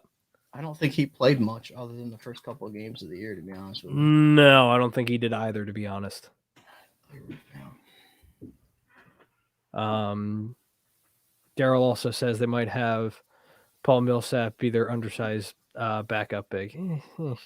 He's played 24 games this year, 11 minutes per game, averaging 3 points per game. So yeah, I'll go to the buyout market. Thank you. And Brooklyn has literally no kind of depth past, Oh, that's the other thing too, right? Past Kyrie, Ben Simmons, and Durant.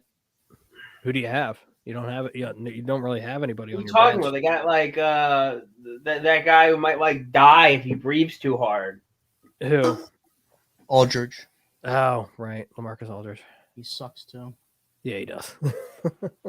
I'm sorry, he doesn't suck. He was a great player. He's just not the same player he was. No, not at all. Not even close. Mr. Rudy Poo says if we play the Nets, Curry would play away games while Ben Simmons will play home games. Brooklyn Nets look dysfunctional. Yeah, no. Mr. Rudy Poo, I said this earlier.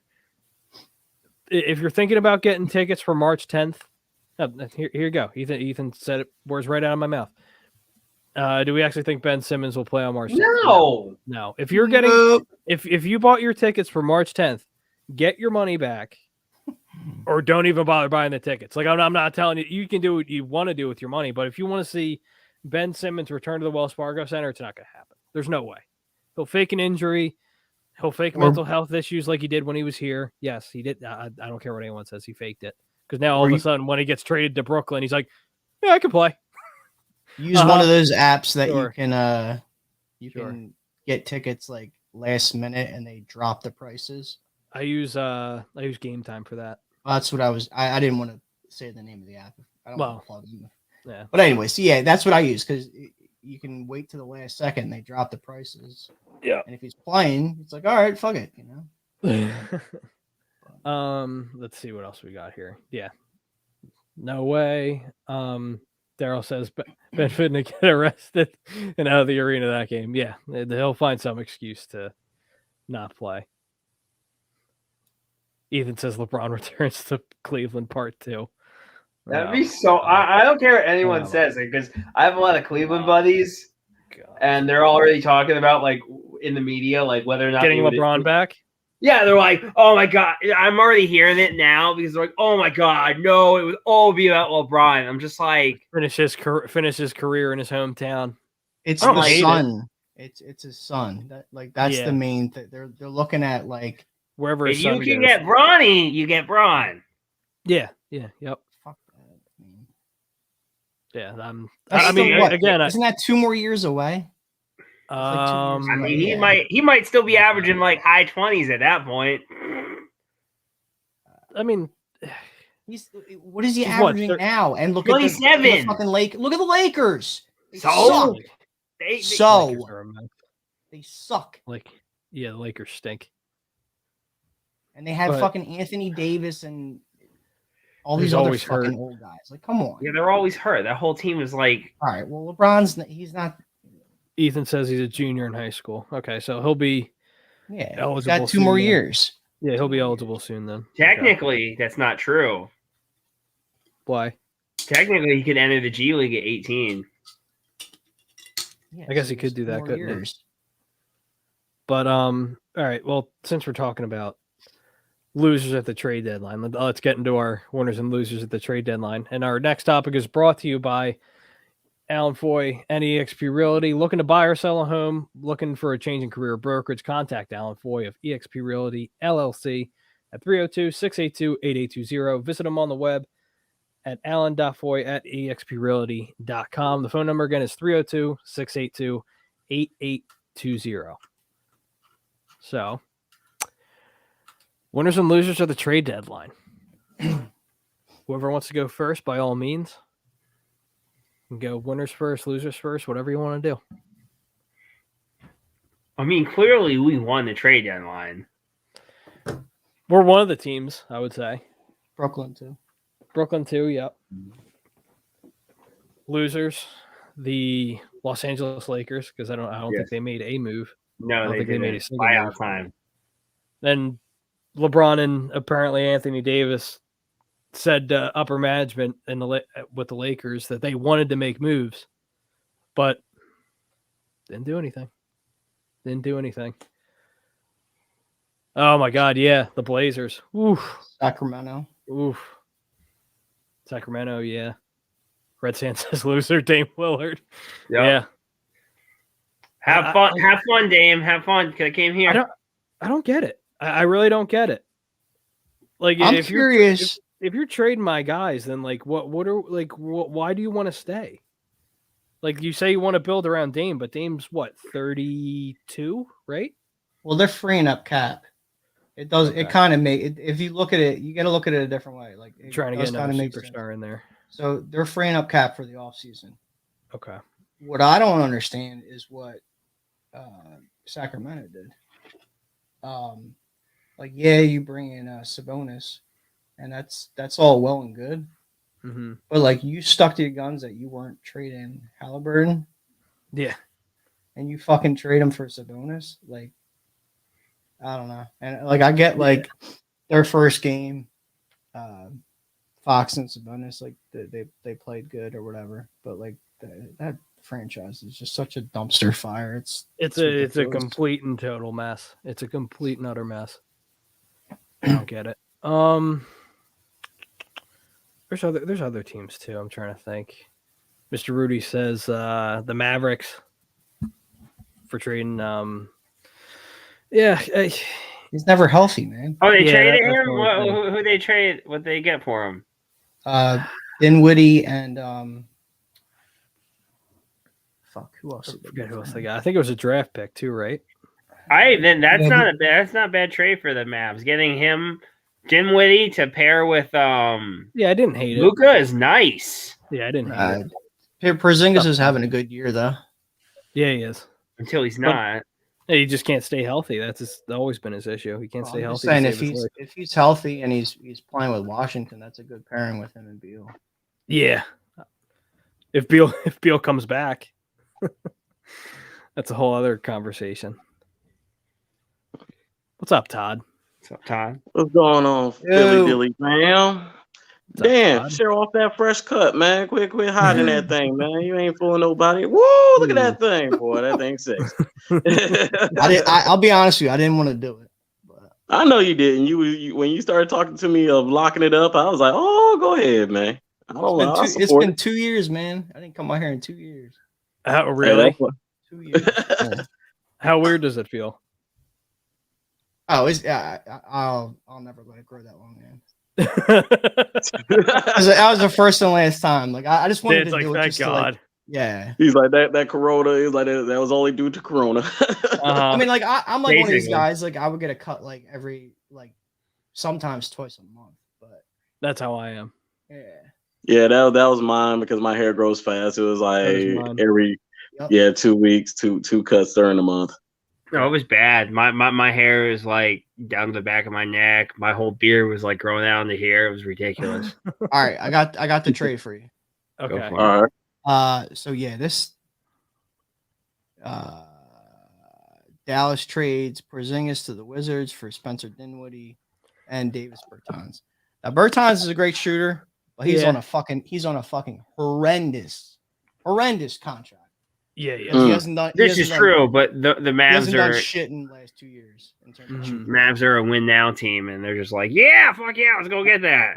There's still a couple pieces away. I But- don't think either one of those guys are going to take you over the top. That's the problem. No. Well, to me, that trade says a lot more to Porzingis because the Mavs brought Porzingis in there. They're thinking like, hey, that was going to be like the European, tag team duo, and Yep. Oh, it's just that health for Mark- that uniform, man. Mark Cuban hasn't done well at the deadline either these past 2 years, so that's a whole other discussion with Mark. I love you, Mark, but Oh, I Not love great. Mark too, but sometimes he gets too trigger happy, and he just thinking that he can just throw something together and hopefully pull out a championship with it. Troy says the Magic are losers as well. Yeah, I didn't realize how many names I didn't hear at the deadline. Goodness gracious. Goodness But gracious. overall, I'm just gonna give my quick take about the trade. When at first I thought we gave too much because I heard the 2 first rounders, but I didn't know one of the first rounders was all the way in like 2027. 2027, yeah, yeah. So I was like, oh, never mind.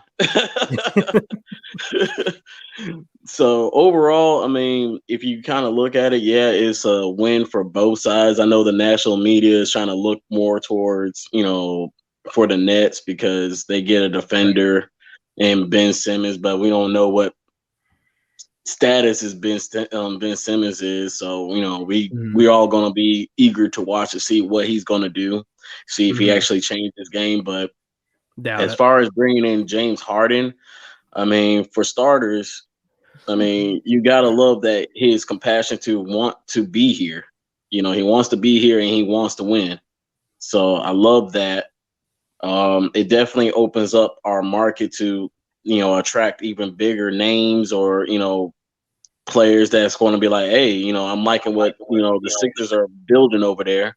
And not to get rid of Maxey. Like I said, that was my major thing. I know everybody was throwing Maxey with the Lillard and everything. I was like, I don't want to get rid of Maxey. Arizona Phoenix Suns. Wait. Yeah, I No, saw that. What the fuck am I reading right now? Are you- Phoenix Suns host slap both midget Sixers and Nets. And Listen, you're gonna get appreciate butt your fucked by Steph Curry. It's okay. I appreciate your troll and I appreciate the dono. Keep the donos coming. I appreciate you. who But- on the Suns is going to cover Joe? I mean, we almost beat the Suns and we didn't have James Harden. Yeah, So like we Ayton don't Oh, get had, in our no. own, we don't get in Ayton our had own it- way. And Ayton and McGee had enough trouble. Like, Also, worry a little bit more about your own conference. yeah, they got a tough Well, conference. They're the best But team. I Like record. oh, they're playing great. Yeah, They're playing great, but they struggled with us now without a top 10 player in the league. Like, come on. but not only that, just wait till we for some reason I already got a feeling like Harden is going to have his body transformation again, like he always does it. Oh my like, god, the fat suit's gone. yeah, like somehow, some way, like by getting close to like playoff time, Everybody's good. going to be He'll be ready to posting go. a photo from when he was with the Nets to now, and he's going to be right in shape. And you know, him and Embiid are going to be in the gym constantly working on the pick and roll. I mean, now we're definitely the pressure is on Doc Rivers now. I mean, you can't say you can't run pick and rolls, ISOs. You got the perfect players. You got young players. So I don't want to hear any excuses no more. If he wants to be in that same circle as Greg Pop, you got to do win. it now. You got to, yeah, exactly. And that's the thing. I was going to mention this earlier. The weakest thing on this team right now is the head coach. Yep, absolutely. That's my opinion. The weakest thing on this basketball team is the head coach right now. Well, if he doesn't adjust, exactly. And we've seen him not do that. But I shouldn't say issue. He's my biggest concern. Yep. Heading into the postseason and that whole thing. So they asked him. They asked him today prior to the game. The reporters were asking him questions about James Harden and like his plans for the future, what lineups might look like, and what he's rotations and stuff like that.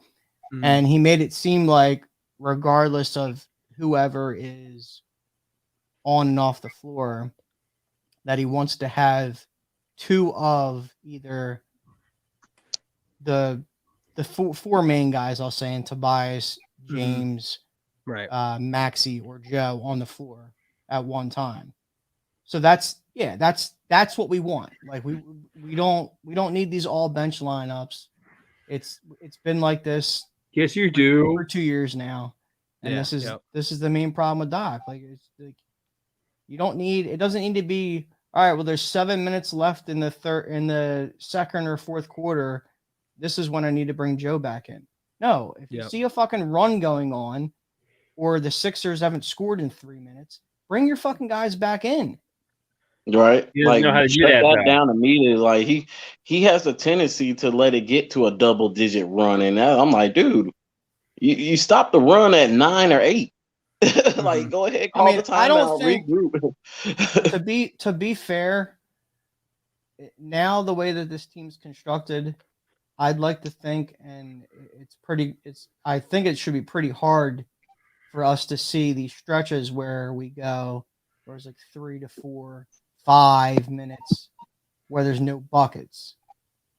I mean, with Joe and Harden on the floor, like, absolutely. I would have to think that's going to be nearly impossible to see with double, because we all know that Harden's going to, if he feels that way, he's going to try to get that foul and at least slow it down and try to get to the line. So that's why I'm glad it happened. The only, and I'll say, as far as Curry and Drummond, because I know everybody was kind of harping on that one. I mean, Curry was a nice role piece. That's why I was like, it was nice to have that role piece coming off that was on your bench.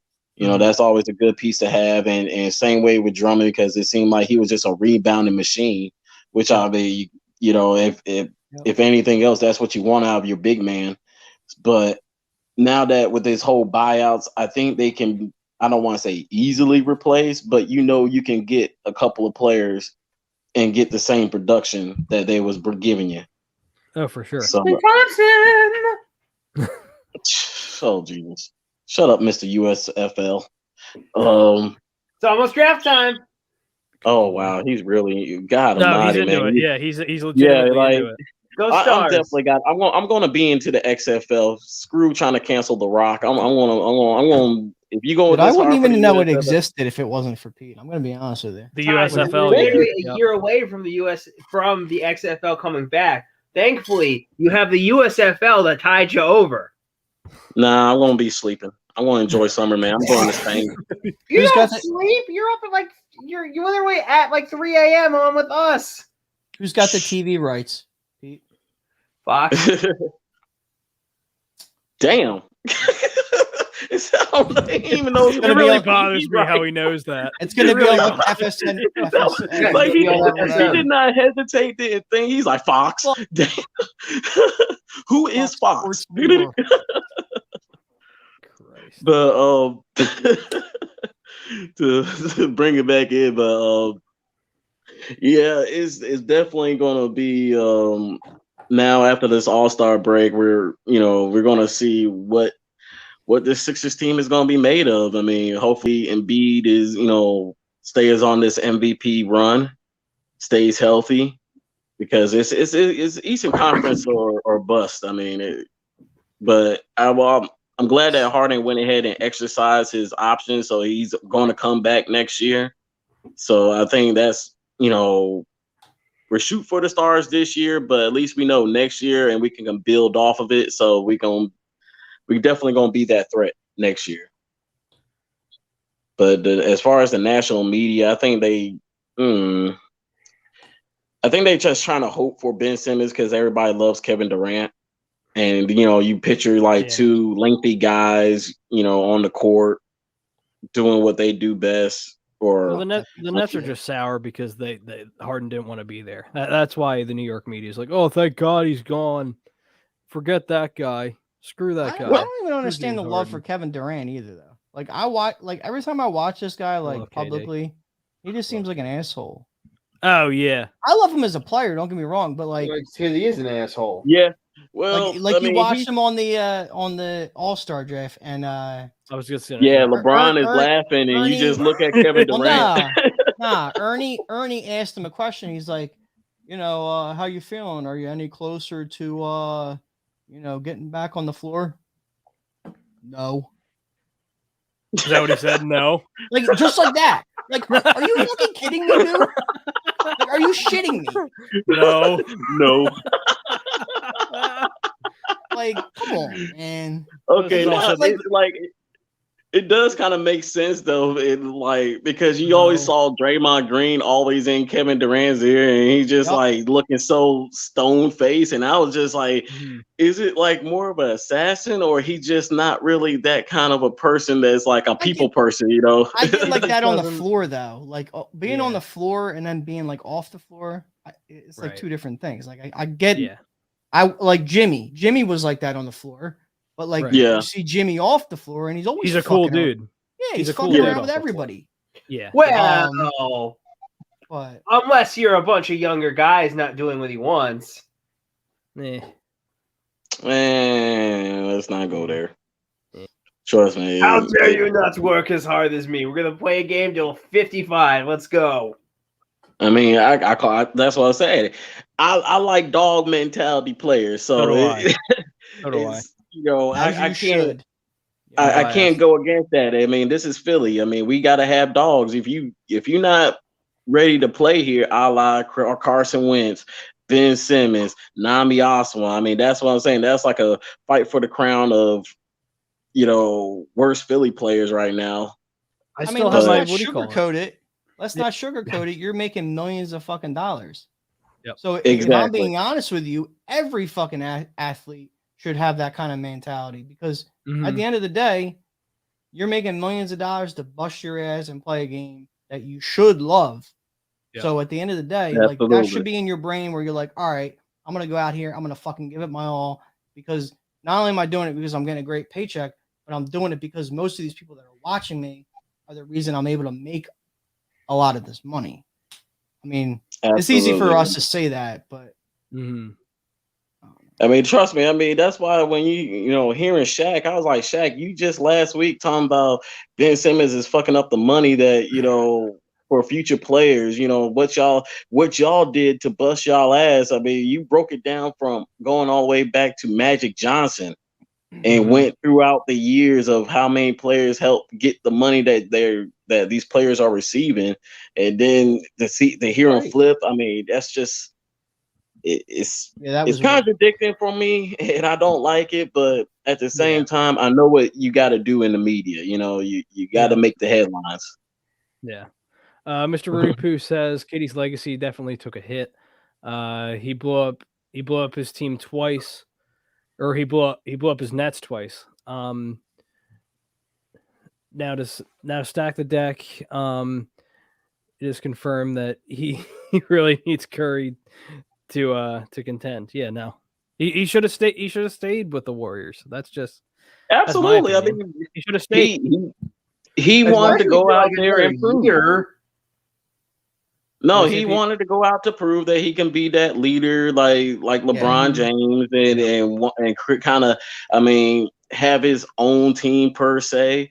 But at the same time, it's like, dude, you went to the Warriors, you knew you wanted to win some chips, and once it was a great fit, you left. I mean, like at the end of the day, you shouldn't have left, and now you're stuck. I still because people talk about KD and he's phenomenal, but like take KD and put him on that LeBron team that went to the finals in 2016.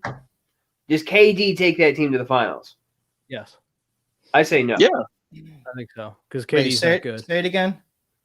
I said, does KD take that garbage 2016 Cavs team to the finals? With LeBron? No LeBron. No, in, no replace, LeBron. in replace of LeBron? Yes. Fuck no. Oh no, I thought you were saying with Oh. LeBron. I'm like, Oh, yeah. yeah, that's what I thought. Okay. With LeBron.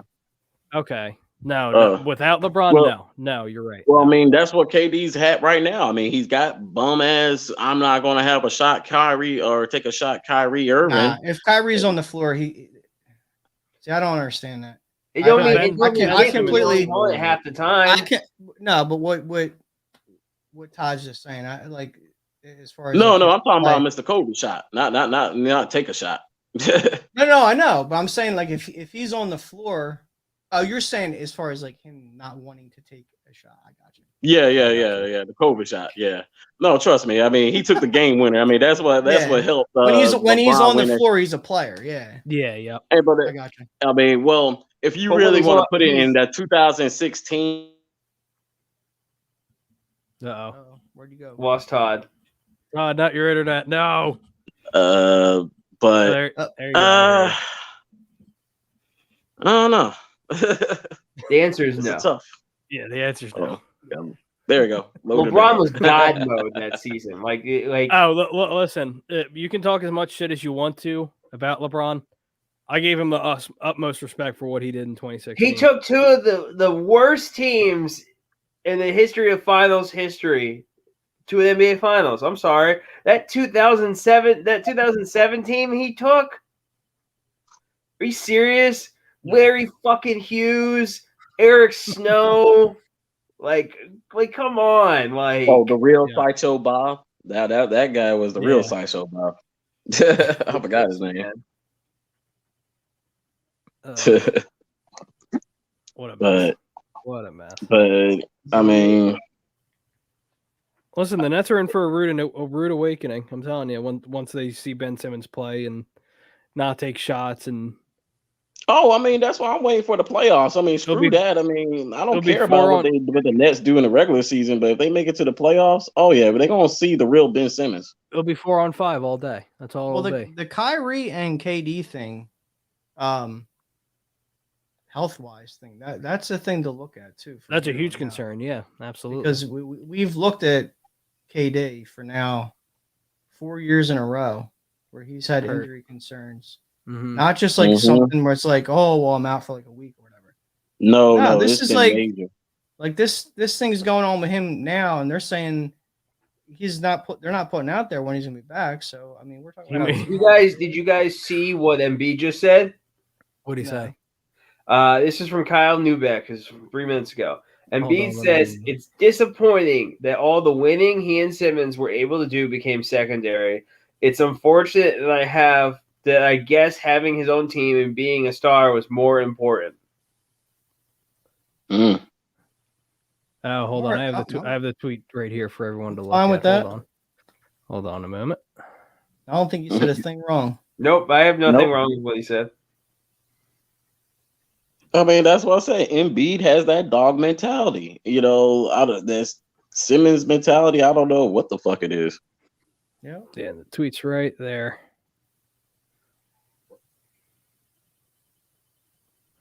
Embiid says it's disappointing. Yeah, it's disappointing that all the winning he and Simmons did were able to become secondary. It's unfortunate that I guess having his own team and being a star was more important. Yeah. Yep. It's sad. It's sad. And did you see the rumors that were going around that I don't know who was spreading it, but it was probably someone from Klutz saying that Joel Embiid would basically just keep talking shit about Ben Simmons when he was here, Yeah, okay. like sure during the thing. summer and that whole thing. Uh-huh. Like they're trying to Yeah. make Ben look like a victim. You can't make it look like a what they victim do. if you don't slam dunk a fucking ball on a 5 foot nothing guy. It's a joke. It's a complete and utter Like joke. there is no excuse. He clammed up, he chokes under the Mhm. bright lights. I mean, Yeah. we had what 3 playoffs of seeing that? Like, come Something like on, that. man. I will say I do think this is kind of Joe poking him a little bit. Oh, it Like, absolutely is. Look, March 10th, bring your ass back here. Oh, Embiid can't wait. He cannot wait. I mean, he ain't gonna do it. No, he's definitely He's not gonna gonna do it. play. But No. like, bring your ass back in my fucking stadium. Right. Yeah, definitely. He's like he can't wait. He's like playoffs, regular season. Either way, when we get on that court together, I'm gonna show you. Can you imagine? Can you imagine if he does play and Joe dunks on him? Yeah, right. What the fucking stadium will do? if he My god! If he posterizes Ben, that's a T-shirt. I'm telling you right now, Oh, it's a T-shirt. Jake, T-shirt. they asked him about the I'll get a funeral poster. pick. I will demand mean, a poster. I'm like, I need a signed poster from Joel Embiid. Fuck with that. I need a painting. I want a painting of that. I need 3 paintings. Like It's like I'm gonna put it over my bed. Jake, they asked Embiid about the funeral pic that he posted, and he's just like, "Oh, I thought he was well dressed. I liked his attire. I thought it was very classy." He's never mind. I'm sorry, not a painting. I mean, this is Philly. We're gonna have a statue, baby. We're gonna have a statue. I love our garbage statues. If Embiid gets a statue of Philly, it's going to be that poster, right? I mean, it's going to be of him dunking on him. That statue right outside. It's going to be him doing for people that don't understand, like this is basically Embiid's troll game is so hilarious. Like this is in reference to basically confirming that your enemy's dead by going to their funeral. That's literally what that says. That's literally what that means. The great thing about it was there was legit other NBA players from other teams like reposting this, like retweeting it with like crying faces, laughing. You know who basically immediately retweeted it, and I thought it was hilarious? Donovan Mitchell. Yes, He immediately retweeted it. Yes, I thought it was so funny. I'm like, oh, this dude's still upset about the Rookie of the Year, but it was so funny. It was so funny. When does Donovan Mitchell becomes a free agent? Shit, I've been hearing rumblings. There's turmoil in Utah. Yeah, I've been hearing. I mean, I don't want to play with the guy who gave me COVID. Fuck it. I just sure. I Why love not? Let's bring Donovan Mitchell in. You know, I love this tweet. Or so who much. would you This rather is probably have? one of my favorite tweets. Since Beal done had a season-ending surgery, who would y'all rather have pick up in free agency next year? Beal. Beal. Us? I don't think we have the money for Beal. I was gonna say, you talking about us? Yeah, I don't think we have the money. Oh, we ain't getting nobody. Yeah, you have to what? Trade Tobias, right? Yeah, hell yeah. Hey, I'm sorry, Tobias is still on my chopping block. I mean, I know right now it doesn't really matter anymore now because it's just like. So listen. You literally cannot trade Tobias with his contract. Well, not only that, you would have like any team that's taken Tobias, you would have to give them picks to like sweeten the pot. We have. We're out. Yeah. We're gonna have a pick in 2023, 2024. They're already traded. That's why we had to trade 2027. We're traded. Look it up. Look it up.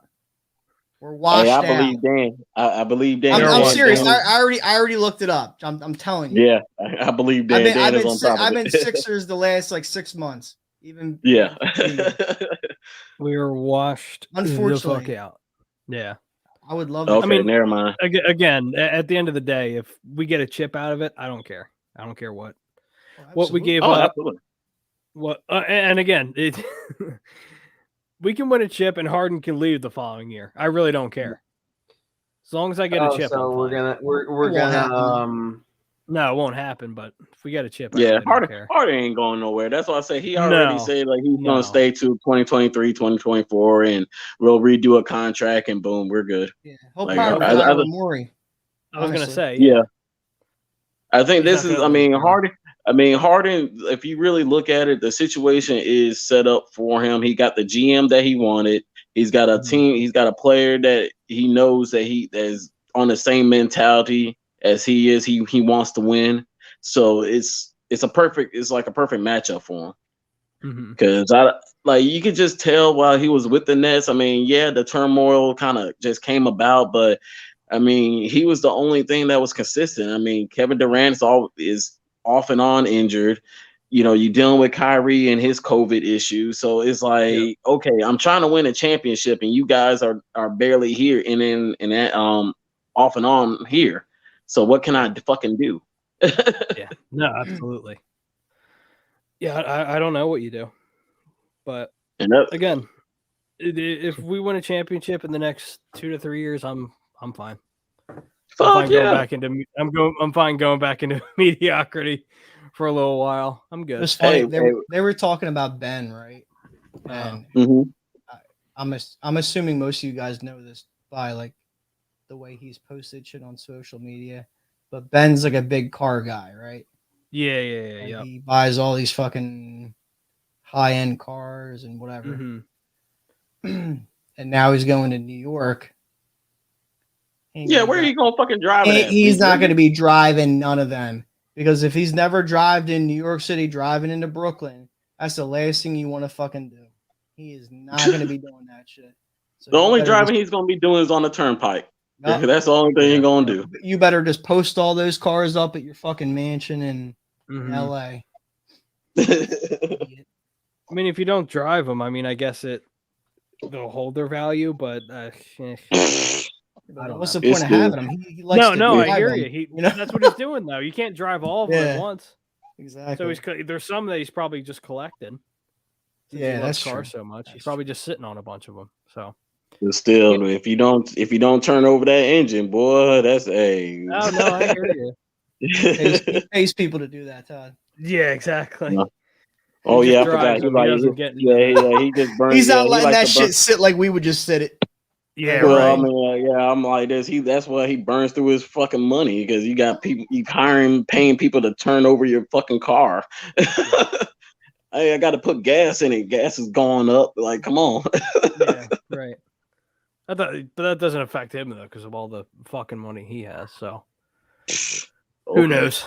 I mean, yeah, he could be going broke. Who knows? Hey, I'm sorry. After Greg Robertson just made the news, and that was a first round pick that was already making $26 million. So that, hey, do any of you follow Ben's sister on Twitter? No, she's crazy.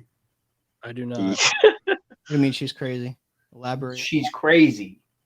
So elaborate why you think. Yeah, exactly. Why you define crazy? She's always posting like wild shit on her Twitter. Now I need to look at her Twitter. As do most people on Twitter, but yeah. Yeah, come on, man. You gotta go on so the reason I ask is it was like a year ago that she posted some shit basically saying that I guess one of the brothers like in the family like did some fucked up shit and everybody was like hiding it and including Ben. I heard about this. Yeah.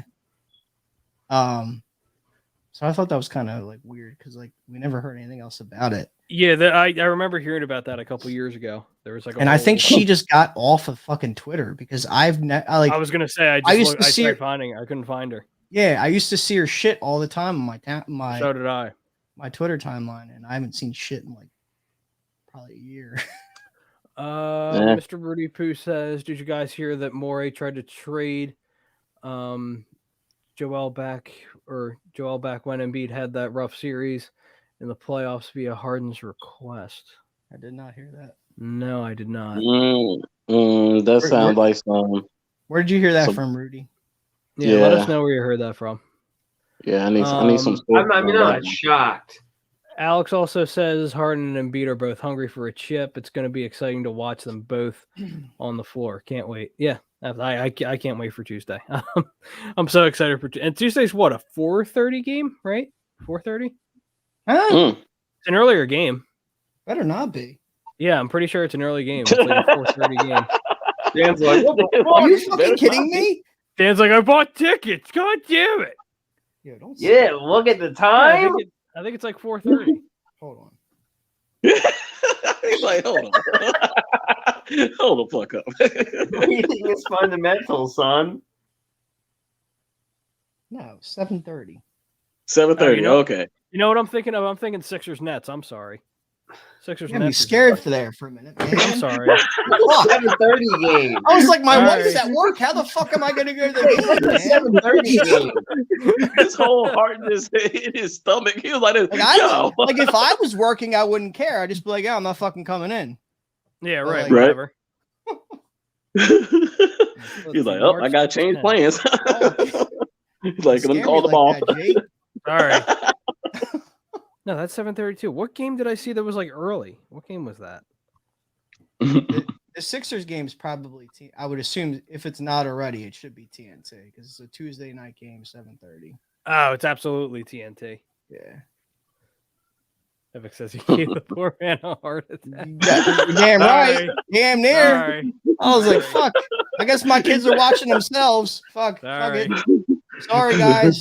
James Later, Harden is debuting. You know, It's a Ramona Shelbourne report. Okay. mm, I'll have to look. Yeah, I'll have to look into that. I didn't see that at all. yeah, that's a kind of a toss up. Okay, I mean, she I said wouldn't that. put it past Morey just to like get calls out there, but I wouldn't see him being that dumb. No, But this is No, it's always I think he meant that when he was in Houston. Yes. oh, okay. Yeah. When Morey was oh in yeah, of Houston, course. Gotcha, I mean, gotcha, gotcha. Harden yeah, asked okay. Morey to get him. Okay, Yeah. I see. Okay, I'm sorry. Okay, backwards. I got it now. It's all clicking. It's all good. So what we have here. Want to do a little Super Bowl 56 predictions? Oh boy, did y'all Wait, see the about Super the Bowl's Simpsons? this weekend? Oh yeah. Yep.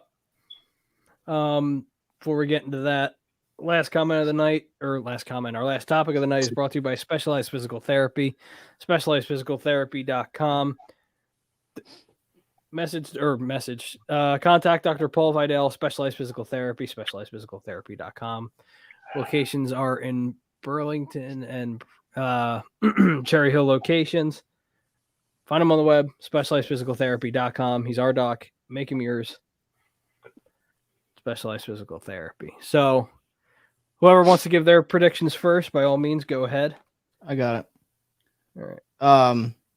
So I think since he's gonna do it, I've went back and forth with this thought probably 4 or 5 times this week. The Rams obviously have more firepower, more talent. It's one of those things where I look at it and it's like since he's on one of these runs, and I don't want to say it like reminds me of us the year that we went and we won, but in some ways it does. Mhm. They're going in there free playing, just no giving a fuck.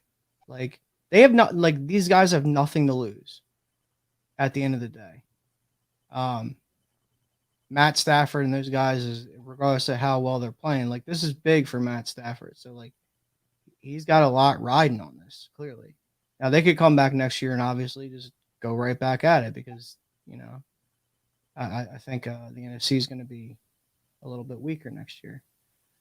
But yeah, I'm feeling Cincy with this just because I like the way they've been rolling and they're just kind of playing like carefree football. Defensively, it kind of scares me if the Rams are on, because it could get ugly. But yeah, I'm gonna roll with Cincy. Dan, get out of my head, man, because you know what I'm saying. I done went back and forth. I mean, especially when somebody found the Simpsons, predicting Cincinnati beating Los Angeles 34-31. So if for anybody, you might want to have that as a side bet. But this is how I just chalked it up. Like the underdog the underdog in me is rooting for Cincy. They definitely have that same kind of run that we have. If like say for instance, like if Carson Wentz never went down, it's like pretty much the same kind of setup, young quarterback, second year, everything's kind of going for them. But as far as Los Angeles, the pressure is more on their side because it's in their, stadium, LA, bright lights, this is what they was meant to do, from bringing in Jalen Ramsey, from Odell Beckham Jr. So it was like this is it, win or bust. Yep. And I only my money is slightly on the Rams because I know what Aaron Donald is going to do. Aaron Donald is going to wreak havoc, and that's why I'm just favoring the Rams defense because I know what Cincinnati's defense is. It's a bend, not break, try not to give up big plays. And when we're in the red zone, give it all hell to, not let them score. But it's one of those, it's definitely one of these games where, one side has the stars, the other side, you know their names, but they're trying to become stars. Right. And when you're on a stage like this is more of the who's going to, who wants to make a name for themselves. And right now, Joe Burrow he's that guy. Yep. Jamar Chase is, if you want to say it, I mean, it's almost like the Joe Montana and Jerry Rice. You got Joe Burrow and Jamar Chase. It's that kind of a dynamic duo. But I'm gonna just to kind of throw it off kilter, like I said, that my money is definitely on the Rams, but I'm definitely rooting for Cincinnati. I wouldn't be, mad if Cincinnati won. I mean, you just got to clap your hands because while everybody was rooting for the Browns, calling them like the a team of destiny at the beginning of the year and all the other nonsense. Here's Cincinnati. No indoor facility, hardworking guys that, like Eli Apple having a resurgence of a season to where he wants to talk crap, and guys that's just trying to make a name for himself. So low key, I'm rooting for Cincinnati, but I just can't turn down Aaron Donald. I mean, I just know what Aaron Donald can do. Go ahead, Pete. It's like I get Burrow's been playing amazing, and obviously Jamar Chase is Jamar Chase. He's phenomenal, but they're just a better team from top to bottom. They have a better offense. They have a better defense. They have a better head coach. You can make an argument that Burrow is better, but I like Stafford's experience in the league. Like he has been, especially this year, he is the biggest moment of his career, right? Yep. That play, the Cooper Cup, and that motherfucker didn't even blink. Yeah. Yep. Got it, his ass up, game winner. Let's go.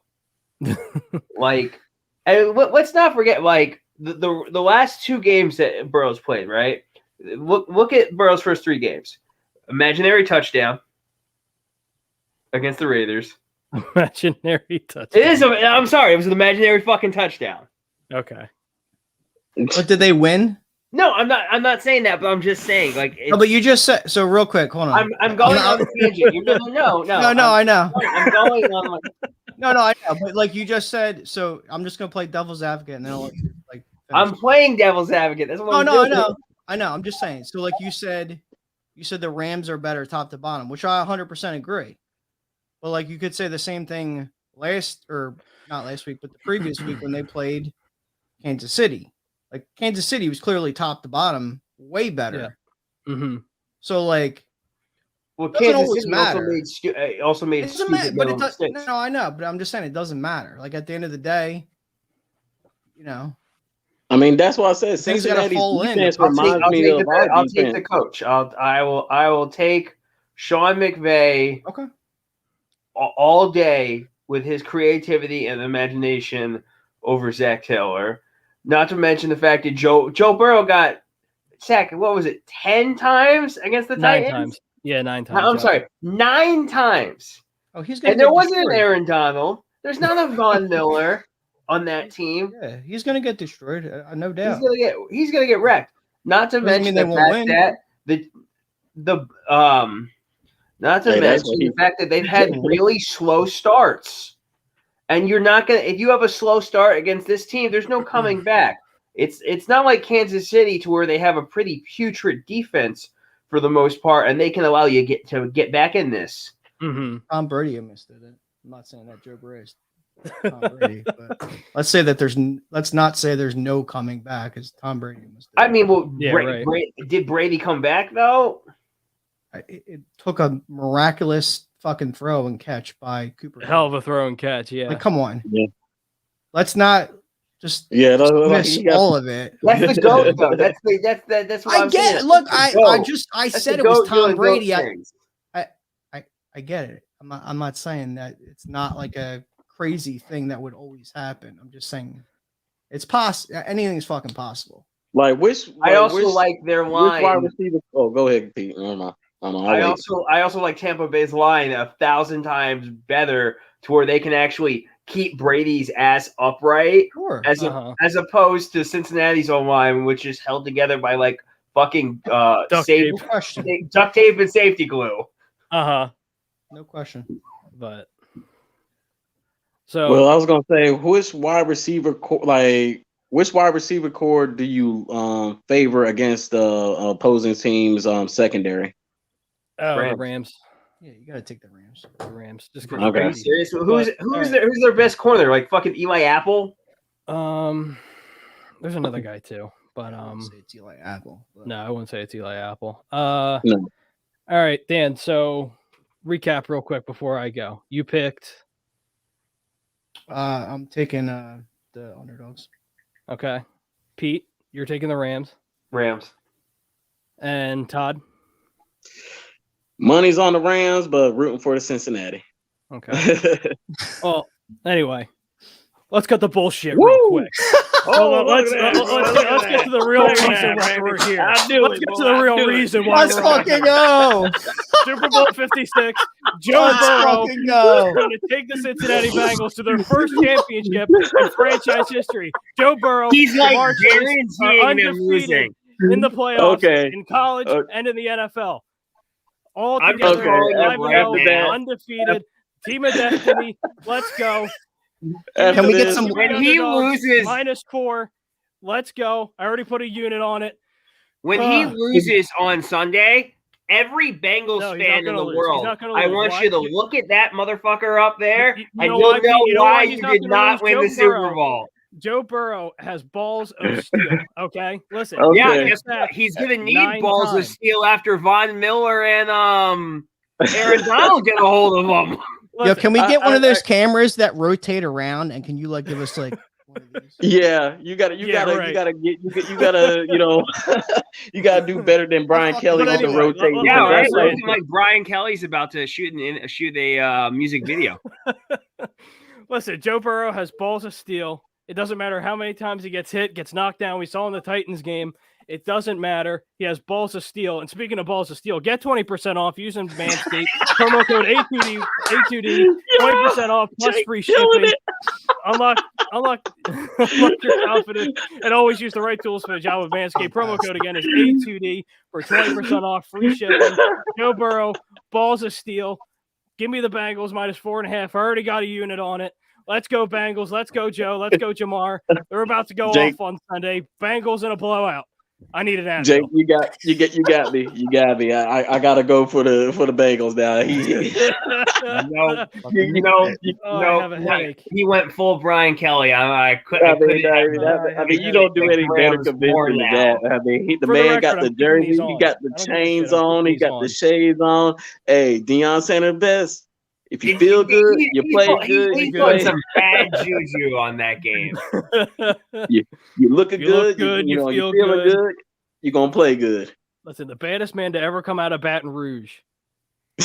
Let's go. Ohio State made a mistake.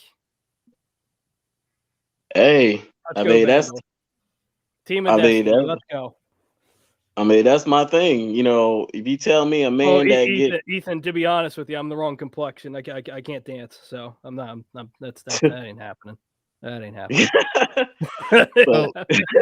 That ain't happening. So can I play something for you guys real quick? By all means. Ahead. We just made it. We just did our picks for football, so I just wanted to give you a reaction from the Wells Fargo Center tonight. All right. Okay. Wow. That's everybody walking out of the stadium.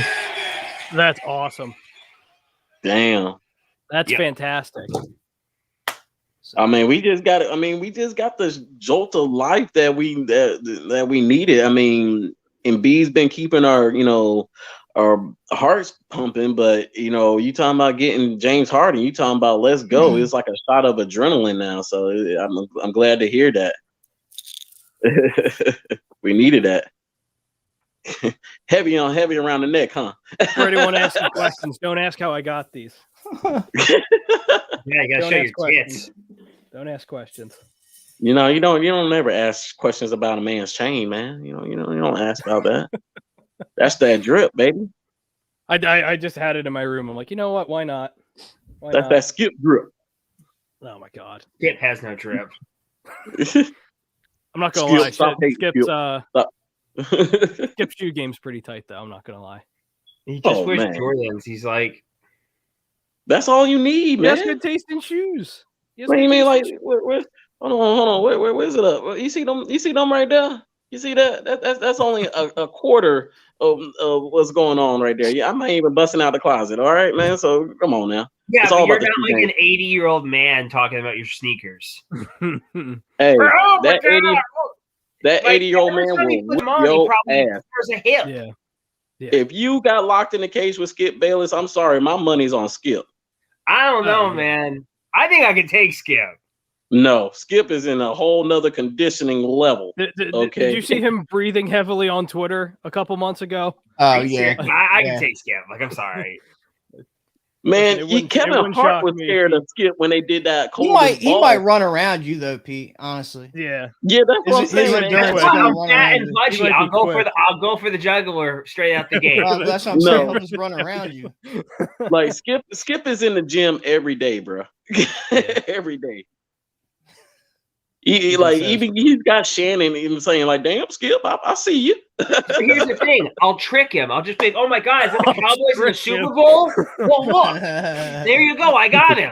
What's he, a fucking leprechaun? I'm gonna trick him. That's how I'm gonna get him. I might not be able to catch him. I don't think he's that gullible. Oh shit! Is that Ernestine with Shannon making out? What's going on there, Skip? He'll look every time. Please, Skip has already said that his career is more valuable than any other female. Yeah. Oh shit! Is that Stephen A. getting a bigger contract than you? He doesn't. Where? Yeah. He does not care. Look at First Take. Look at First Take and look at Undisputed. Like dead ass. I don't think so. He had the opportunity to leave, and they brought his name up on First Take. Yeah, they brought it up a couple times. Interesting. Like normally, I think Skip's contract's up soon. No, I think it was up last year. Was it last year? Yeah, he extended it because that was the big rumors that because once Kellerman was out, they were like, "Oh, they're gonna reunite." Okay. And Skip loves that FS1 money, and he even helped Shannon Sharp get his money because he knows he found his best tandem. I mean, granted, him and Stephen A. did legendary things. I mean, those were some great times with First Take, but him and Shannon are match made in heaven. Comedy gold. It's too entertaining for me. It's my turn. It's my turn. It's my turn. It's my turn. turn. I feel like he plays up a lot of that. That's though, not a too. problem. I do Yeah. like I swear. Anyone who don't like Undisputed, I can't fucking trust them. I can't trust you. Like I'm sorry. Like it's like even if you hate Skip Bayless, like there's no way you can't be like, oh, what did you do? I watched Undisputed for 2 hours. I was fucking dying. Yeah. My hatred is the fact that it's not a live show and I can't go watch. Blue City Empire Sports says Embiid King of the East. Yep, Yes.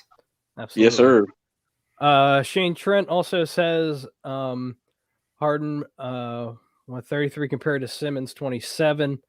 They turned around, get Curry with Drummond with Durant and Irvin. Yeah. He's Drummond's saying 30 an expiring contract. Is he Simmons saying hasn't played age? basketball in a year. Irving can't play home games, and Durant can't stay healthy. There you Is go. he saying Have- age? The numbers there. Is he giving age? Yes. Well, he's 32. He's 32 and Ben's him know, Dan. 25. Yeah, Ben's You 25. might want to work on your math there, Yeah, Shane. get the Yeah. age right first. I mean, Harden will be 33 in August, but the Yeah. season will already be over. So, But exactly. I mean, this is one thing I know that Harden will do. I mean, he will not come into next year, having the fat suit on. Like we're gonna see that skinny Harden kicking the leg out, getting those fouls all over the place next year. I don't think the size of him is a problem though either, because he No, was this size last year with Brooklyn, and and he was fine. he was in the MVP discussion. So Oh he's yeah, gonna, I mean, I'm little not bit, doubting it, he's gonna but get his. you just know, like, he's dominating at this size now, but if he just lost a couple of extra weight, he'll be a little bit more explosive. Oh yeah. Yeah, for I sure. mean, I don't really care about that though. At the end of the day, if he's producing, like you give me 22, what he's doing right now, you give me 22, almost 11 assists and 7 boards. I'll take that all day. Good. I mean, right now Good. we're not even getting. I mean, no, we didn't get nothing from Simmons. So I mean, Exactly. we got rid of the dark cloud. I mean, Yep. Mhm.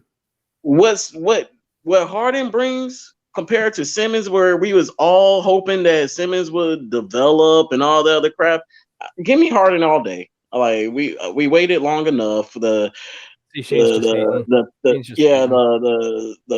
dog mentality to get flipped on and everything. Like, come on, man. Like, let it go. Like, we checked out after the last playoff game. Like, Dude, you don't even remember the guy's age. Like, what the fuck are you talking about? Check the Like, facts out. Okay, well, have fun if you. How was it a get joke even- though? Yeah, it's not a joke at all. Like your you're talking. You're sports talking like we got knowledge is a swept. joke, We Shane. did.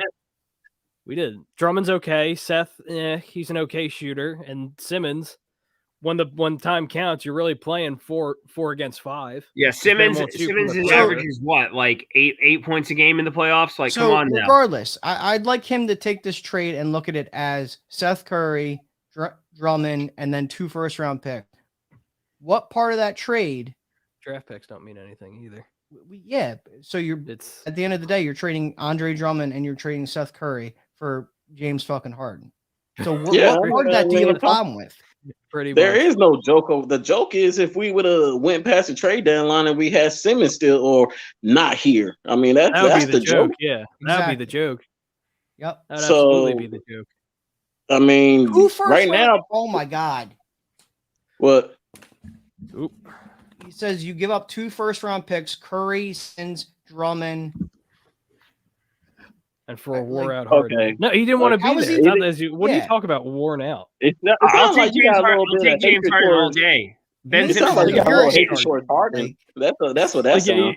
like you're acting like you're just sitting in the roses. Like if you think you again, you can think you won. It's not that your team didn't get better. They got better for sure, but like you're acting like you're smelling like roses right now.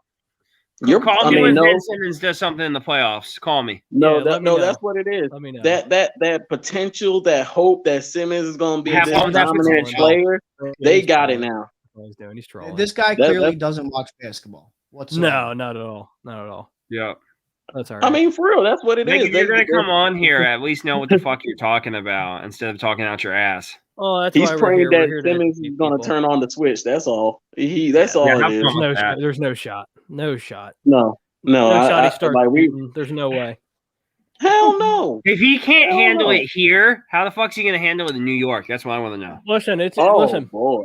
Listen. If Kevin, I actually think listen, he'll be all right in Brooklyn. to I think he'll honest be with you. fine. But Brooklyn. here's New York my, media, man. It's here's- Brooklyn. It's not New York. It's different. Yeah. Yeah, but here's nightmare fuel for Nets fans, which I can actually see happening. Let's just say hypothetically Simmons continues to do what he does, Mhm. continues to just pass, not shoot, and that whole thing. Kevin Durant gets frustrated and wants out. Wouldn't shock me. I wouldn't put There it past now KD. he has his own team. I wouldn't put it past him. He might have an opt-out clause. He just re-signed this past year. He might have an opt-out clause within 2 years. So Well, just how these teams are now. No, it's not that, Okay, okay. like for the big free agents, where would you rather go, Philly or the Nets right now? What are you talking about, dude? I mean, I would say, Todd, it would depend on the player. and, Yeah, like it really depends. what the fit is, honestly. So yeah, I mean, I know Like if it's a little vague on it, but I was just Yeah, no, I feel like, you. which is like this? Which team right now is the more intriguing for free agents? I mean, that's what I'm like. It's the I'd rather Sixers come all to Philly. day. Are you kidding me? Yeah, if it's a player that would fit on either team, like let's say a wing, let's say like Yeah. a starting wing that could Yeah, defend there you and score at a high level. Mhm. I would say, yeah, Philly, absolutely, because you've got two guys that fit perfectly together, Mm-hmm.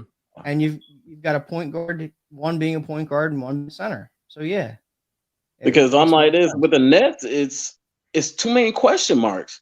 You don't know what Kyrie's up to. You scared that Kevin Durant is always is Mr. Glass, and Yep. Simmons is he emotionally okay? Like that's just too many question marks. Okay. Where you look at us, it's like this. You want to yo, bet? How much you come want to here- bet? I bet. I'll bet you $100. I'll bet you $100 right now. Sure. Ooh, It's boy, fine. I this mean, shit- he's I'll bet you $100 obviously right now. he's obviously a Nets fan that he can't find any Nets. No, come content. on, show your ball. Show your balls, son. Like you Well, want to we'll talk take 'em that here. shit. I mean, come on. You can tune in any day of the week. Yep. There's content Any every day. day for you. Every day.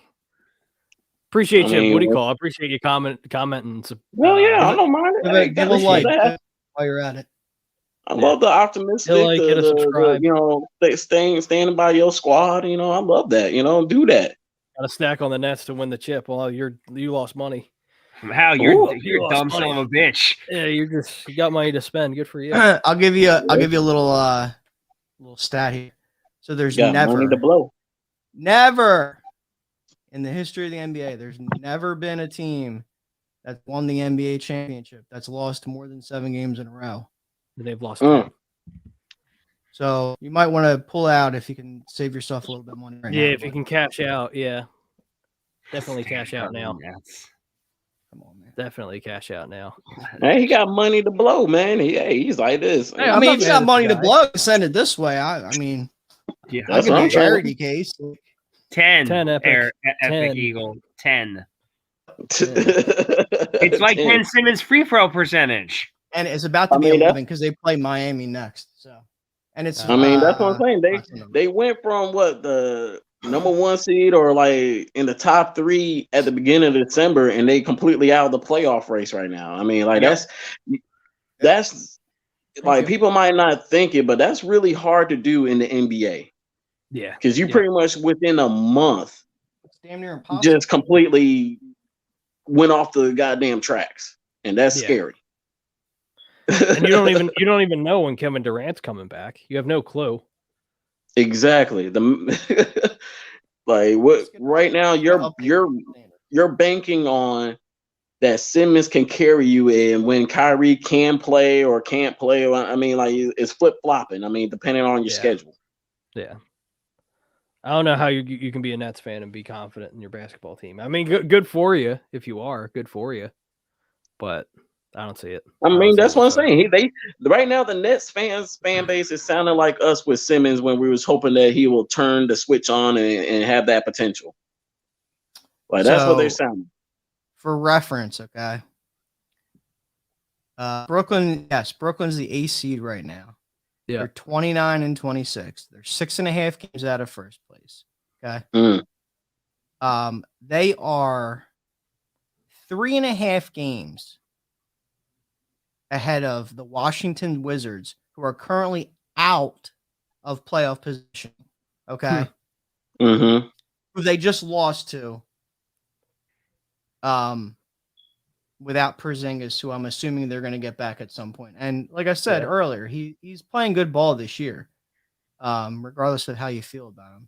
So, New York's behind Washington. I don't know if they'll ever turn it around. Probably not. But Probably not. there's What's up, Priz? What's up, Priz? teams, even the teams, even 9 and 10, right below them. Charlotte's right below them. I have more confidence in Charlotte right now because of Charlotte's that underdog. construction. They can I like get Charlotte on, like a when lot. they're on track. When they're on track and they get on that hot streak, they're a dangerous team. It's just they're a young They're team. young. You know, they just flip flopping. You know, they when they're on, they're on. When they're off, they're off. It's just one of those growing pains. Atlanta's right below them. So 9 and 10 is Charlotte and Atlanta.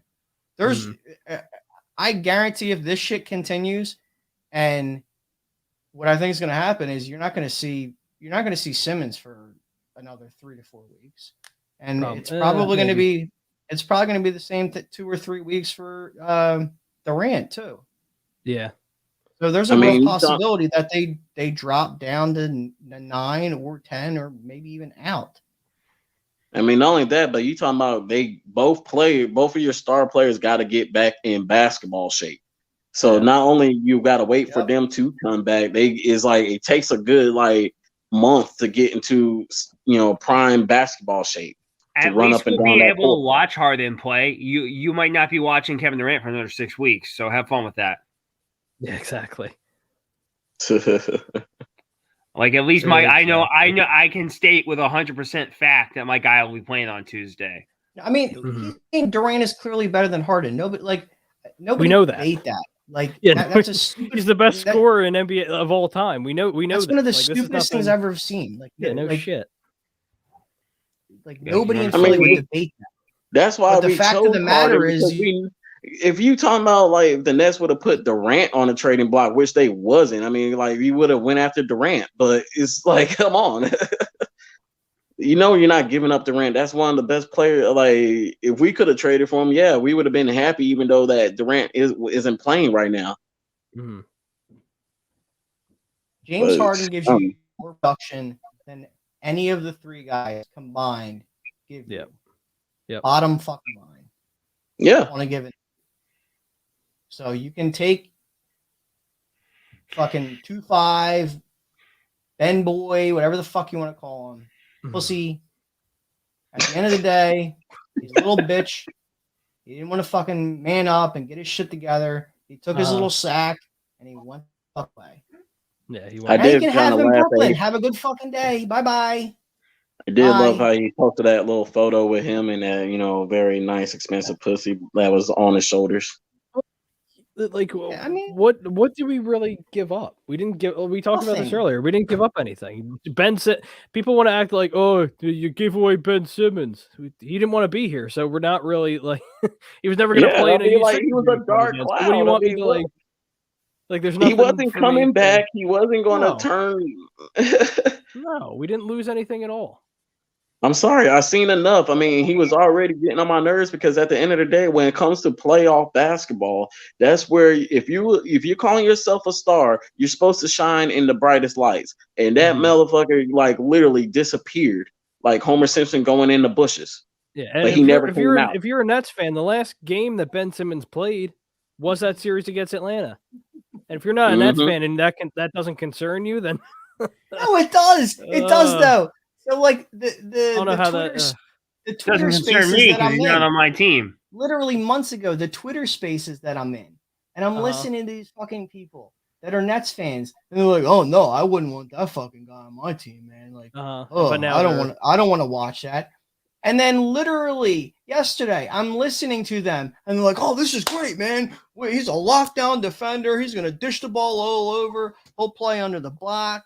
He'll play underneath." Trust me. I'm like, all right. All right. Yeah, it'll look great when Kyrie is actually playing, because he won't have to be the number 2 guy. But wait till it's just him and Durant and what's left of Joe Harris's crippled body. Those hamstrings don't worry you guys. Don't give a shit. Like, whatever. Well, he's healthy. He's healthy now. That's I'm not worried about the it. hamstring thing. At least this year is bullshit. Yeah, at least that's didn't want to be in Brooklyn.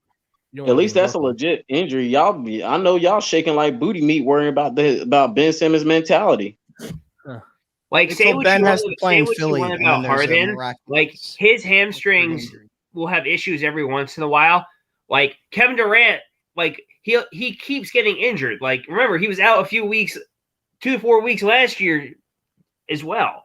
Like, this guy, because of the ACL tear, like, after that, he just keeps getting injured. Like, I don't know what to tell you. Like, yeah. Like, if we're comparing injury history, I'll take James Harden. I'd rather have an active player that's playing right now than somebody that's sitting at home complaining and bitching and hopeful and consider himself a $200 million man and got mental issues or just can't find his balls. Yeah, allegedly. But yeah, that's what it is. I mean, like, yeah, I know mental issues, but I can't find my balls today. Well, again, and here's the other thing too that people aren't putting into consideration. Ben thinks the Philadelphia market was bad. Wait till he starts playing bad in New York. Whoo, boy! I'm just saying. Well, Brooklyn is not as bad as the New York Knicks. Yeah, that's what I'm saying. I don't think it's gonna be. I don't think he's gonna get it that bad there, honestly, because the all depends. Brooklyn. No, but the Brooklyn media is not like the Knicks media. You're not going to get it like that because nobody cares about the Nets in New York. Literally nobody. I mean, other than Shane. Oh yeah, okay, other than Shane. Literally anybody that will tell you that knows basketball, it's a bunch of hipsters. Hey Piper, I'll switch them right now. Here's what's happening. KD is sitting on the bench for 6 weeks, not helping my team, and James Harden is helping the Nets. Oh, yeah, wait, that's exactly what's happening right now. Like, we know Durant's better. Like, Durant's better. Durant's not playing. Like, what's he? Why are we even having this debate? Like, what is like this? Like, what we're talking about. Durant doing right now? Shane, you made this a debate. Nobody argued. No debate. Like, I don't think any 4 of us up here would say, yeah, I would take fucking James Harden over Kevin Durant. If you say that, you don't know basketball. Healthy playing. Nobody said that. That's what I'm saying. If Durant and James Harden was both playing, both like healthy, yes, and they was on the trade, yes, you will take Durant over Harden. But guess what? Reality is Durant's Mr. Glass, Harden is playing. You take Harden. Mm-hmm. Yeah. Bottom line, like he's like Durant's the best scorer ever. Like there's no way around it, and he rightfully so. But he can't stay healthy. That's his issue. He can't stay healthy. And that's what we're looking at. It's like if they was both on the trading block, both healthy, both playing, you would go after Durant. But that was not the case. And I mean, Harden has his obviously Harden has his injury concerns, but not as bad as Durant. Whenever Durant has an injury, he's out for months. He's out for months at a time. Yeah, like you're out at least 6 weeks. James Harden's issues is you're out like 3 or 4 games. Yeah, but even though that's only just starting to come up too, though. So like, yeah. Go ahead, because I'm gonna pull up as far as like his.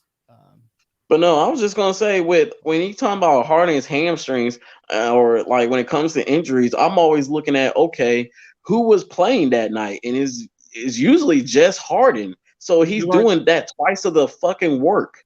We not in the last few years. Yeah, not in the last few years. Not in Embiid hasn't had a severe injury in a while. Knock on wood. Yeah. And All right. Embiid has played more this year than James Harden has in the last two. I mean, not James Harden, than Kevin Durant has in the last two. So Absolutely. All right. So James Harden, right? 2010, 82 games. That's fair too, 2011, Chris. That's fair. 62 games. 2012, 2013, 78, 73, 81, 82, 81, 74, 80, 78, 70.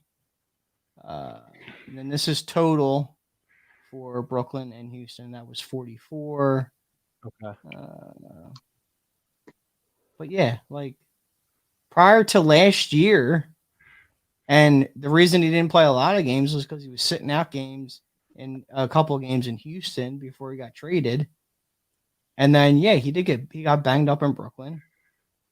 And then a good portion of the games that he missed so far this year was because of wanting out in Brooklyn too. So, but it's like this. In both situations, can you blame Harden? Like everybody's trying to always nitpick that he sat out or trying to make it seem like he was a bad player.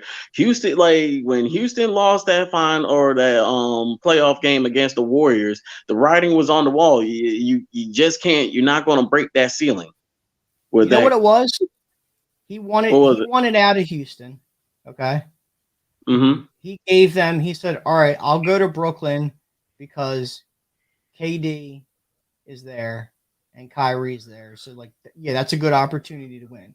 But I think his number one choice all along, and I'm pretty sure like some shit came out saying that all along he wanted to be in Philly last year. Mm-hmm. But the problem was Houston wasn't going to make the trade with Daryl Morey because they didn't want to give Morey what he wanted. James Harden. Yeah. So at the end of the day, it seems like back-to-back years that he's doing this shit. But I think it's because he didn't get where he wanted to go to begin with because he wanted to be with Morey. Yeah. Red Sand also says, has Harden spoke since the trade on socials to the media or anything out on Harden? No, he hasn't said anything. However, if you go on his social, if you do go on his Twitter, he didn't post anything in regards to the trade, but there was an interesting Adidas commercial that he posted was about like 15 or so seconds long. And just what he said in there, kind of interesting. Just it was a little convenient of the timing of when it came out. I'll say that. But you can look at it on his social media. It's very interesting what he says. I would assume his press conference is probably tomorrow. I would think tomorrow or Sunday. Or Sunday. So let's see. I would hope tomorrow, and then that way he can ring the fucking bell. So hold on. The NBA TV just showed the Nets projected starting lineup. So let's see here. Hold on. You got to rewind again. Sorry. Go back. Keep going back. There you go. So what we're looking at is we got Ben Simmons starting, Kyrie Irving, Seth Curry, Kevin Durant when he's healthy, and LaMarcus Aldridge. Andre Drummond's the backup center. So, damn. Okay. I would switch that around. There's no way. I would too. Drummond's younger, and at this stage, if Drummond sits on the bench, he's like, okay, I gotta get the fuck out of here. I agree. Yeah, like you tell me you gonna start Aldridge over me? Like, he's like this. Okay, you best believe I'm not gonna be here next year. I didn't realize how young Drummond is too. Drummond's only like 28. Yep. Yeah. I didn't realize. I thought he was old because he's been in the NBA forever. It's just his. I mean, you got when you talk about like marquee names, it makes you feel because nobody really watched the Piston games. I mean, let's keep it 1,000. So like you knew he was there, and you'll hear about a couple of splash games and everything, and so you kind of forget how his age or how long he's been in the league. So that's what kind of runs through. But by him, if he's on the bench with the Nets, he'll rather come back to Philly and be on our bench because he's like, at least I know Joel Embiid, the running for the MVP, that's a reason to keep me on the bench. All right, Marcus Aldridge? Are you kidding me? Probably want to get So, next year. in addition to that, they're also doing the Sixers projected depth chart on NBA TV. So the projected lineup is Maxey, Harden, Thibault, Harris, and Embiid. Yeah, it's Love So it. you'd have Shake Milton, Furkan Korkmaz, Danny Green, George Niang, and Charles Bassey on the bench. Which I actually like that lineup a lot. I like that lineup. 3 veterans and 2 young guys. I like that a lot. I want to see Niang on the floor with Harden a decent amount because You'll see it. Yeah, you'll definitely see it. yeah, because he's a guy when he's open, just wide open. It's been like automatic this year. Philly lacks size outside. Embiid, hopefully, the buyout gets some size. Yeah, no, and that's a part of it too, right? We are. They're not done. Yeah, we are. Se. They're not come done. On. Yeah, it's like, come on now. done. You don't get rid of 2 players like that not without knowing that you could replace them in a buyout. Like that, like, come on, Morey is no, Millsap stinks. You know that, Shane. You know that Millsap stinks. Millsap might not even be on the roster. To be honest, he might not even be on the roster. He didn't get playing time there. Why Yeah, the he fuck might would he be get playing time here? He might be a what do you call it? He might be a buyout guy, and we'll get Tristan Thompson or somebody else. So, I mean, who would y'all want though in the Tristan. buyout? I'll take Tristan. Tristan and Dragic are my dream matchups. I like Dragic too. It doesn't really matter. I'll take whoever. To be honest with I you. don't know, Shane. Yeah. Ask, Because he's a throw. ask Daryl. Because you need to match. He's a piece. You need to match contracts. It's Yeah, you simple. need to match money. That's true. That's a good point. That's all that was. You know how many people trade for? You know how many guys trade for people just to trade? Like we traded for Danny Granger one year. That's the way it could be, Frank. I was just going over the projected lineup on NBA. Frank, NBA I'm TV, fine with Bassey. So That's why I said again, the rest of the year just give Bassey. no, I like Bassey a lot too, and I know Frank likes him because that he went to his alma mater. So, right. Again, the projected lineup from NBA TV: Tyrese Maxey, James Harden, Matisse Thybulle, Tobias Harris, Joel Embiid. That's your starting lineup. Your backups: Shake Milton, Furkan Korkmaz, Danny Green, George Niang, and Charles Bassey. So, I'm not mad at it. No, I'm not mad at it whatsoever.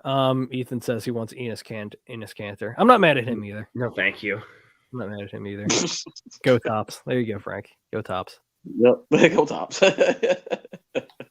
Now this is an interesting one. Is Doc Rivers fired if they don't make the conference? Yes. Finals? You have to. Damn right. You almost You have damn to. right. Gone. Again, Piper, I don't know if you were on with us before we started talking about it, but if they make the conference finals, I'm fine because it's for me, at least for me, it's all about next year. If they make it to the finals and they win, cool. I'm all for it. I'm all for a trip down Broad, but you have to, right? With all the teams that he's had over the years and with all the super teams he's had, going back to even the Clippers most recently with Kawhi, Paul George, I'm forgetting a couple other people, but again, he's had loaded rosters in the past. Aside from 2008, to where any of us on this panel could have coached that team and we would have won a chip. But it's insane. It's absolutely insane. If he fails again, and I've said this before, I think he's one of the most overrated coaches in the NBA. He's still a very good coach. However, I don't think he deserves as much praise as he gets. And that exactly that's why it was so like dumbfounded that you're gonna literally put yourself in a category of Greg Popovich. You do not have the chips. Like Greg got. He doesn't even have a real. I don't care what anyone says. Like you won a championship with 4 fucking Hall of Famers. Like anyone could have done that job. But it's just the point. Like even Brett Brown without a chip. That's what. Or with a chip. That's what he is. So far, like you're the one coach in the NBA throughout the 2000s that has truly had a loaded rosters. Like I know Spagnuolo, he had Bron and Kerr had Seth Curry, but I mean, if you talking about from moving from different teams, you had it loaded rosters. I mean, there is no excuse. Yep. None. So he had the 4 Hall of Famers, and then he had Griffin, Paul, Lob City. yeah, DeAndre Jordan, Redick. Give me the 4 Hall of Famers in Boston. I know the 3 obvious ones. KG. Oh, he's counting Rondo. Ray Allen, Paul Pierson, Rajon Rondo. Okay. That's what I say. He's counting Rondo as a Hall of Famer. Rondo's fringe. He's gonna get in. Like he's fringe. I'm telling you. It doesn't matter. Have you seen the NBA Hall? Have you seen the Basketball Hall of Fame? I get it. I'm just telling you, he's fringe. I mean, he can be fringe. He's still going to the Hall. Okay, you can have that point of view. That's fine. Yo, baby, and that's yesterday. So thank you. You're welcome. You're welcome, I guess, Shane. I mean, because you're that because he's that because of Ben or because of I'm curious now. Because I mean, doesn't that make you kind of a clown though? I mean, you do what you want. You do what you want. So we were just supposed to just let him sit there and ride it out. Yeah, I don't know. Right, like we all said you do not waste a season of Embiid playing at this kind of level. You just don't. Right. Yeah, Princess says cool. Shane, enjoy it. J Love, I saw your comment. J Love, I saw your comment earlier. I'm not ignoring it. Hold on. J Love says, how many good years can we get out of Harden? He's always hurt lately, and like now. I still think Nets, Bucks, Warriors, and Phoenix too good. Still lacking the bench. Again, everybody but the Nets. Yeah, you can still add pieces though, J Love, in the buyout market. Yeah, and again, this what do you call it? What is with everybody saying that he's not a winner? So he's not a winner. Never shows up in big moments. Aging 32, always injured lately. Come on, man. What was Chris Paul? Chris Paul was a career loser. Still feel this team needs more. Not sure. You want some stats? Warriors, please. All right. For this whole fucking bullshit in terms of James Harden doesn't show up in the playoffs. So we'll go back to 2012, 2013. 26 points per game. The next season, 27 points per game. The next season, 27 and a half. Oh, you're a Drummond fan. Okay. The next season, 27, 28, 28, 31, 29. Like, what are we talking about here? Are we fucking kidding me? I don't know. I mean, that's seriously, Dan. Like, it was James Harden and Chris Paul going against the stacked Warriors team. Like, come on, like, what is? And Chris they took Paul him to won? a game 7. Like, yeah, Chris Chris Paul hasn't won anything. Like, I don't get Chris it. Paul, one playoff series made Chris Paul not a loser anymore. He still didn't win shit. He just made it to the finals. He didn't win shit. Well, yeah, but now we can finally say, "Oh, I made it to the finals. My career is relevant." You don't, man. That's what I'm saying. You don't go to the big dance to go to lose, man. Nobody remembers second. You only remember who won the damn trophy. So let's not come everybody's on, LeBron. man. LeBron's the anomaly. Like, you can't. That doesn't happen. Like, you probably will never see that again, where one guy goes to the fucking finals 10 years for like in a row. 8 years in a row. And that's the thing. Like, people don't understand. Be like, why can't you go to the finals every year? Why not? And then let's not forget the benchmark. The Eastern Conference was weak at that time. Now the East is like nobody's really talking about it. It's young. How strong the West was. Yeah, that's how strong the West is, and now how strong the East is now. And it's funny how LeBron was in the East when it was weak, and now that he's over in the West, how it's kind of is the West isn't as weak, but you can definitely tell the East has gotten stronger. Right. Yeah, having it absolutely there helps. Absolutely, You wouldn't be in the playing games right now if the Lakers were in the East. No, because I mean, like let's be honest. It was he was in the East, Miami or Cleveland. It don't even fucking matter. You can already check him being in the finals because there was nobody in that Eastern Conference that was going to challenge LeBron. Nobody. Come on, man. Right. No. So I mean, look, man. To try to downplay Harden right now is absurd. Because from all the trade talks, we went from Damian Lillard to Jaylen Brown to where we were just going to take some role players from Sacramento. Like as badly with Sacramento, because they knew they didn't want to give up Fox, but we wasn't going to take no scrubs. Like what they did with the Pacers. If Harden's not a winner, name me this winner that we were supposed to get. I want to hear it. True. Who's this game-changing winner that was out there that wanted to come here? Again, we talked about this earlier in the show too, to where people were like, "Oh, we gave up too much. We gave up too much for this, too much for that." Our window's right now. Next 2 or 3 years, that's our window. I mean, that's what you have to do. Is like you have to win now. He choked against the Warriors without Curry at home in Game 6. He's had a few meltdowns. Yeah, Chris Paul also refused to play through the pain. So, but if you look at his overall numbers in the playoffs, I literally just ran them off to you. And if you want to look it up, go to basketballreference.com and pull up his fucking playoff numbers because they're not weak.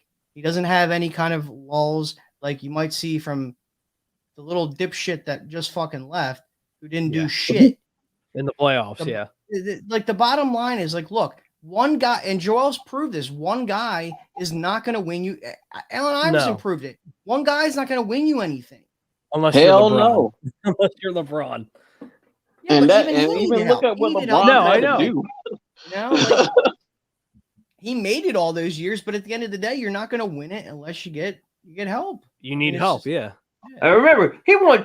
That's the crazy shit. He won 2 games against those Warriors his first year when it was just him. Yep. And that's what I'm talking about. It's like you can't say without Curry, but who else they had? Draymond Green, Klay Thompson. Are you calling them scrubs?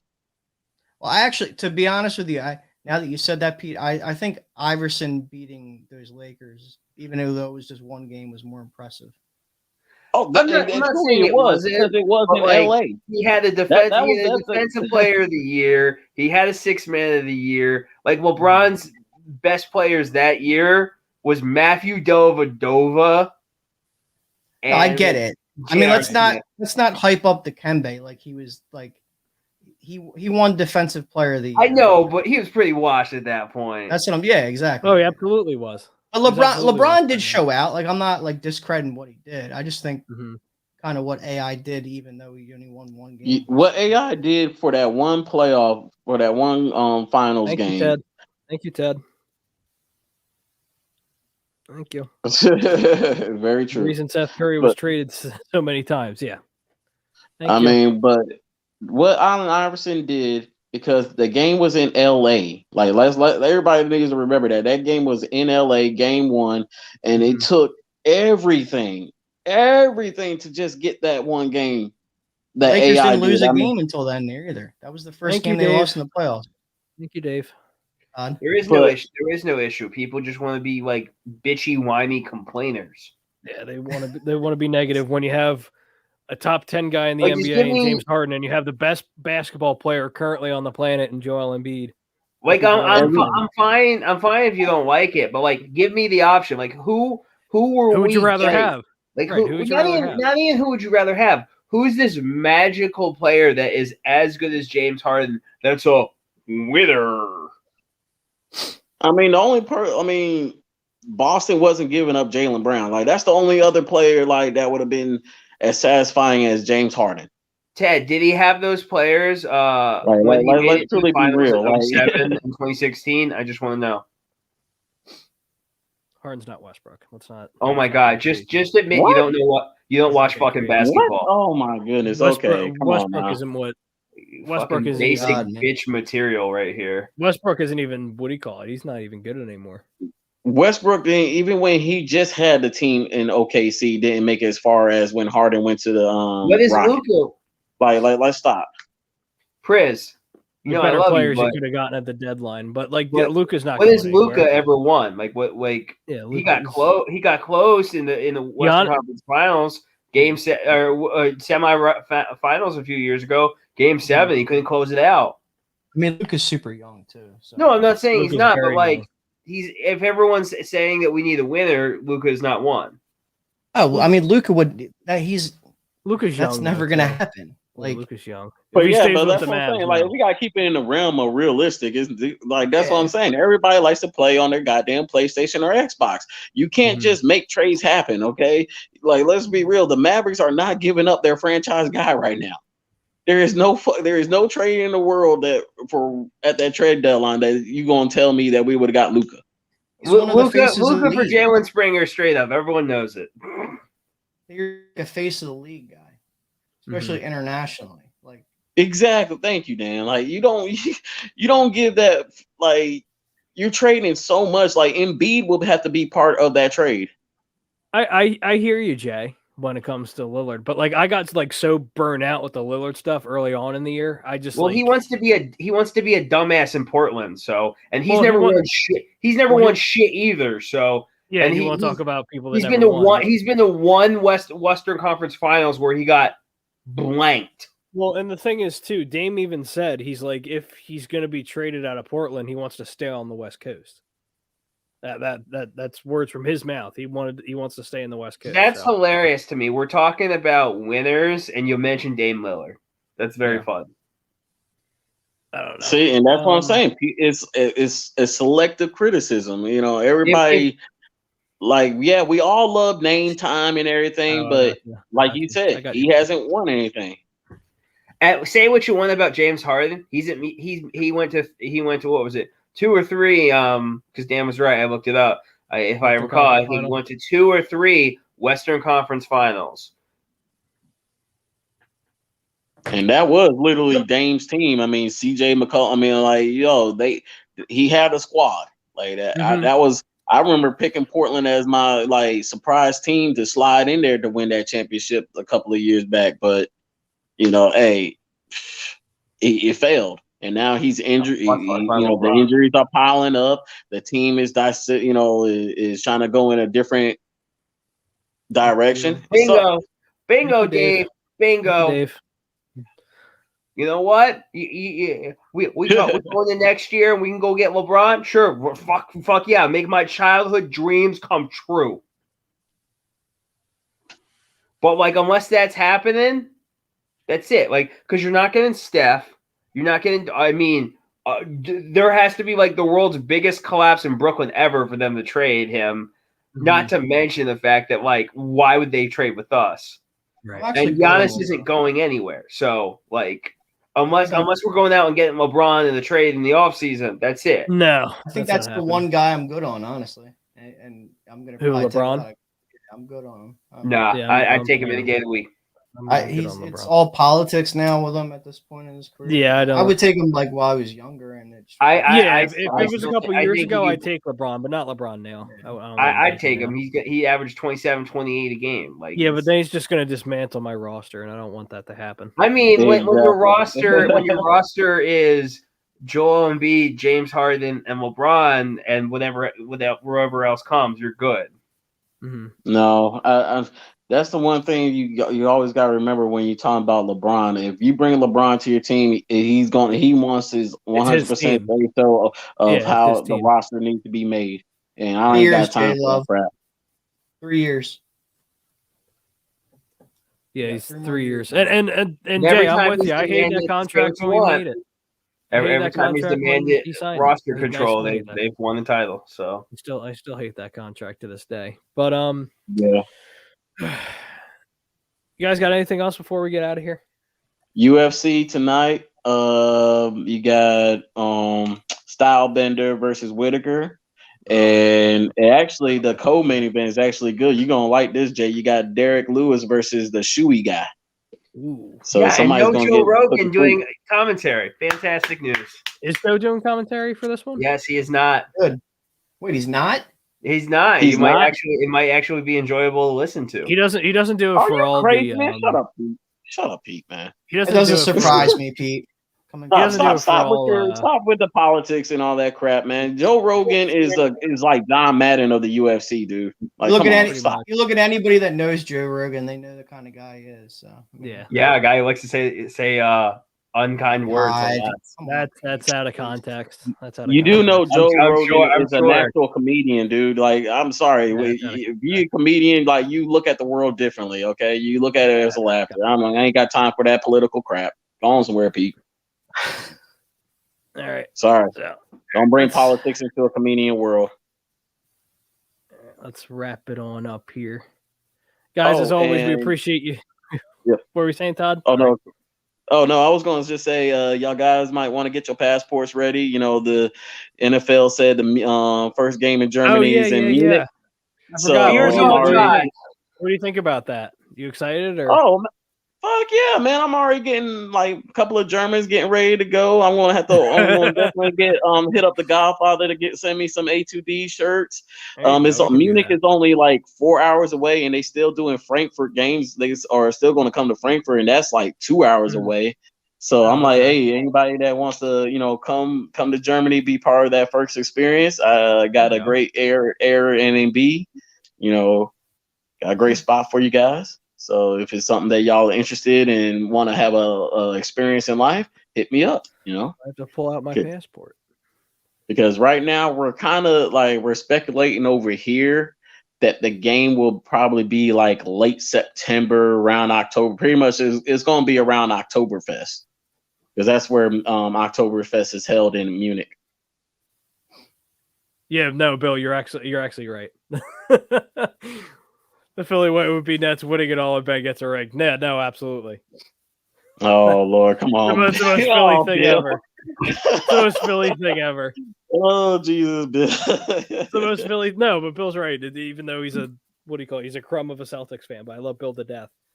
But hey, It's the most Philly thing ever. If that did happen. It's the most Philly That thing is what's ever. out. Like, of course. It'll never happen. Ben, No. you'll never win a championship with Ben No. Simmons. I don't think it'll happen. But Just like you'll never win a championship with Jaylen Brown, Marcus Smart, and all the other bums over in Boston. I love Jaylen Brown though. I love Jaylen Brown. I'm sorry. That's as soon as I heard that speculation, I wish we would have if that trade. Him and would've Tatum are not happy with each other. They I know just that. won 7 in a row, so let's slow our Yeah. roll. No, they're still good, and they still have a great roster. All right, let's wrap it up, guys. We appreciate you as always, Todd. We appreciate you coming on the fam watching. Oh, Great show. Love you guys. As always, Fan Friday is brought to you by Gleason's Bar. Gleason's Bar is located at 6700 Mill Creek Avenue in Levittown, PA. Use promo code A2D for 10% off your order whenever you dine in, take out, or order online at Gleason's Bar and Steaks.com. The promo code again is A2D for 10% off your order, whether you dine in, take out, or order online. We're also brought to you by FanUp. FanUp is the best way to enjoy fantasy sports, daily live contests, and more. Win great prizes. Sign up today. Use promo code A2D for 5,000 bonus points, a $50 value at fanup.app. Only available on the Apple App Store. Listen, even if you're not into sports, you like The Bachelor a little bit, dabble in The Bachelor, they got that for you. You can bet on The Bachelor. You can challenge your friends to contests. You can challenge me, Tom, Greg. A bunch of the A2D guys are already on the app. Hit us up. We're already on there. We're also brought to you by All Campus. All Campus is giving 20% off. Excuse me. Everything in their store, including hats, shirts, and their team cornhole sets to all our YouTube subscribers. So if you're subscribed to our YouTube channel, you already get 20% off. John's just giving away the whole store. And speaking of Joe Burrow and brass balls, like I talked about earlier, get yourself 20% off and free shipping with promo code A2D at manscaped.com. Unlock your confidence and always use the right tools for the job. Promo code again is A2D for 20% off plus free shipping. As always, Jake Friel, Dan Triak, Pete, and Todd. We'll catch you guys back next week on another edition of Fan Friday.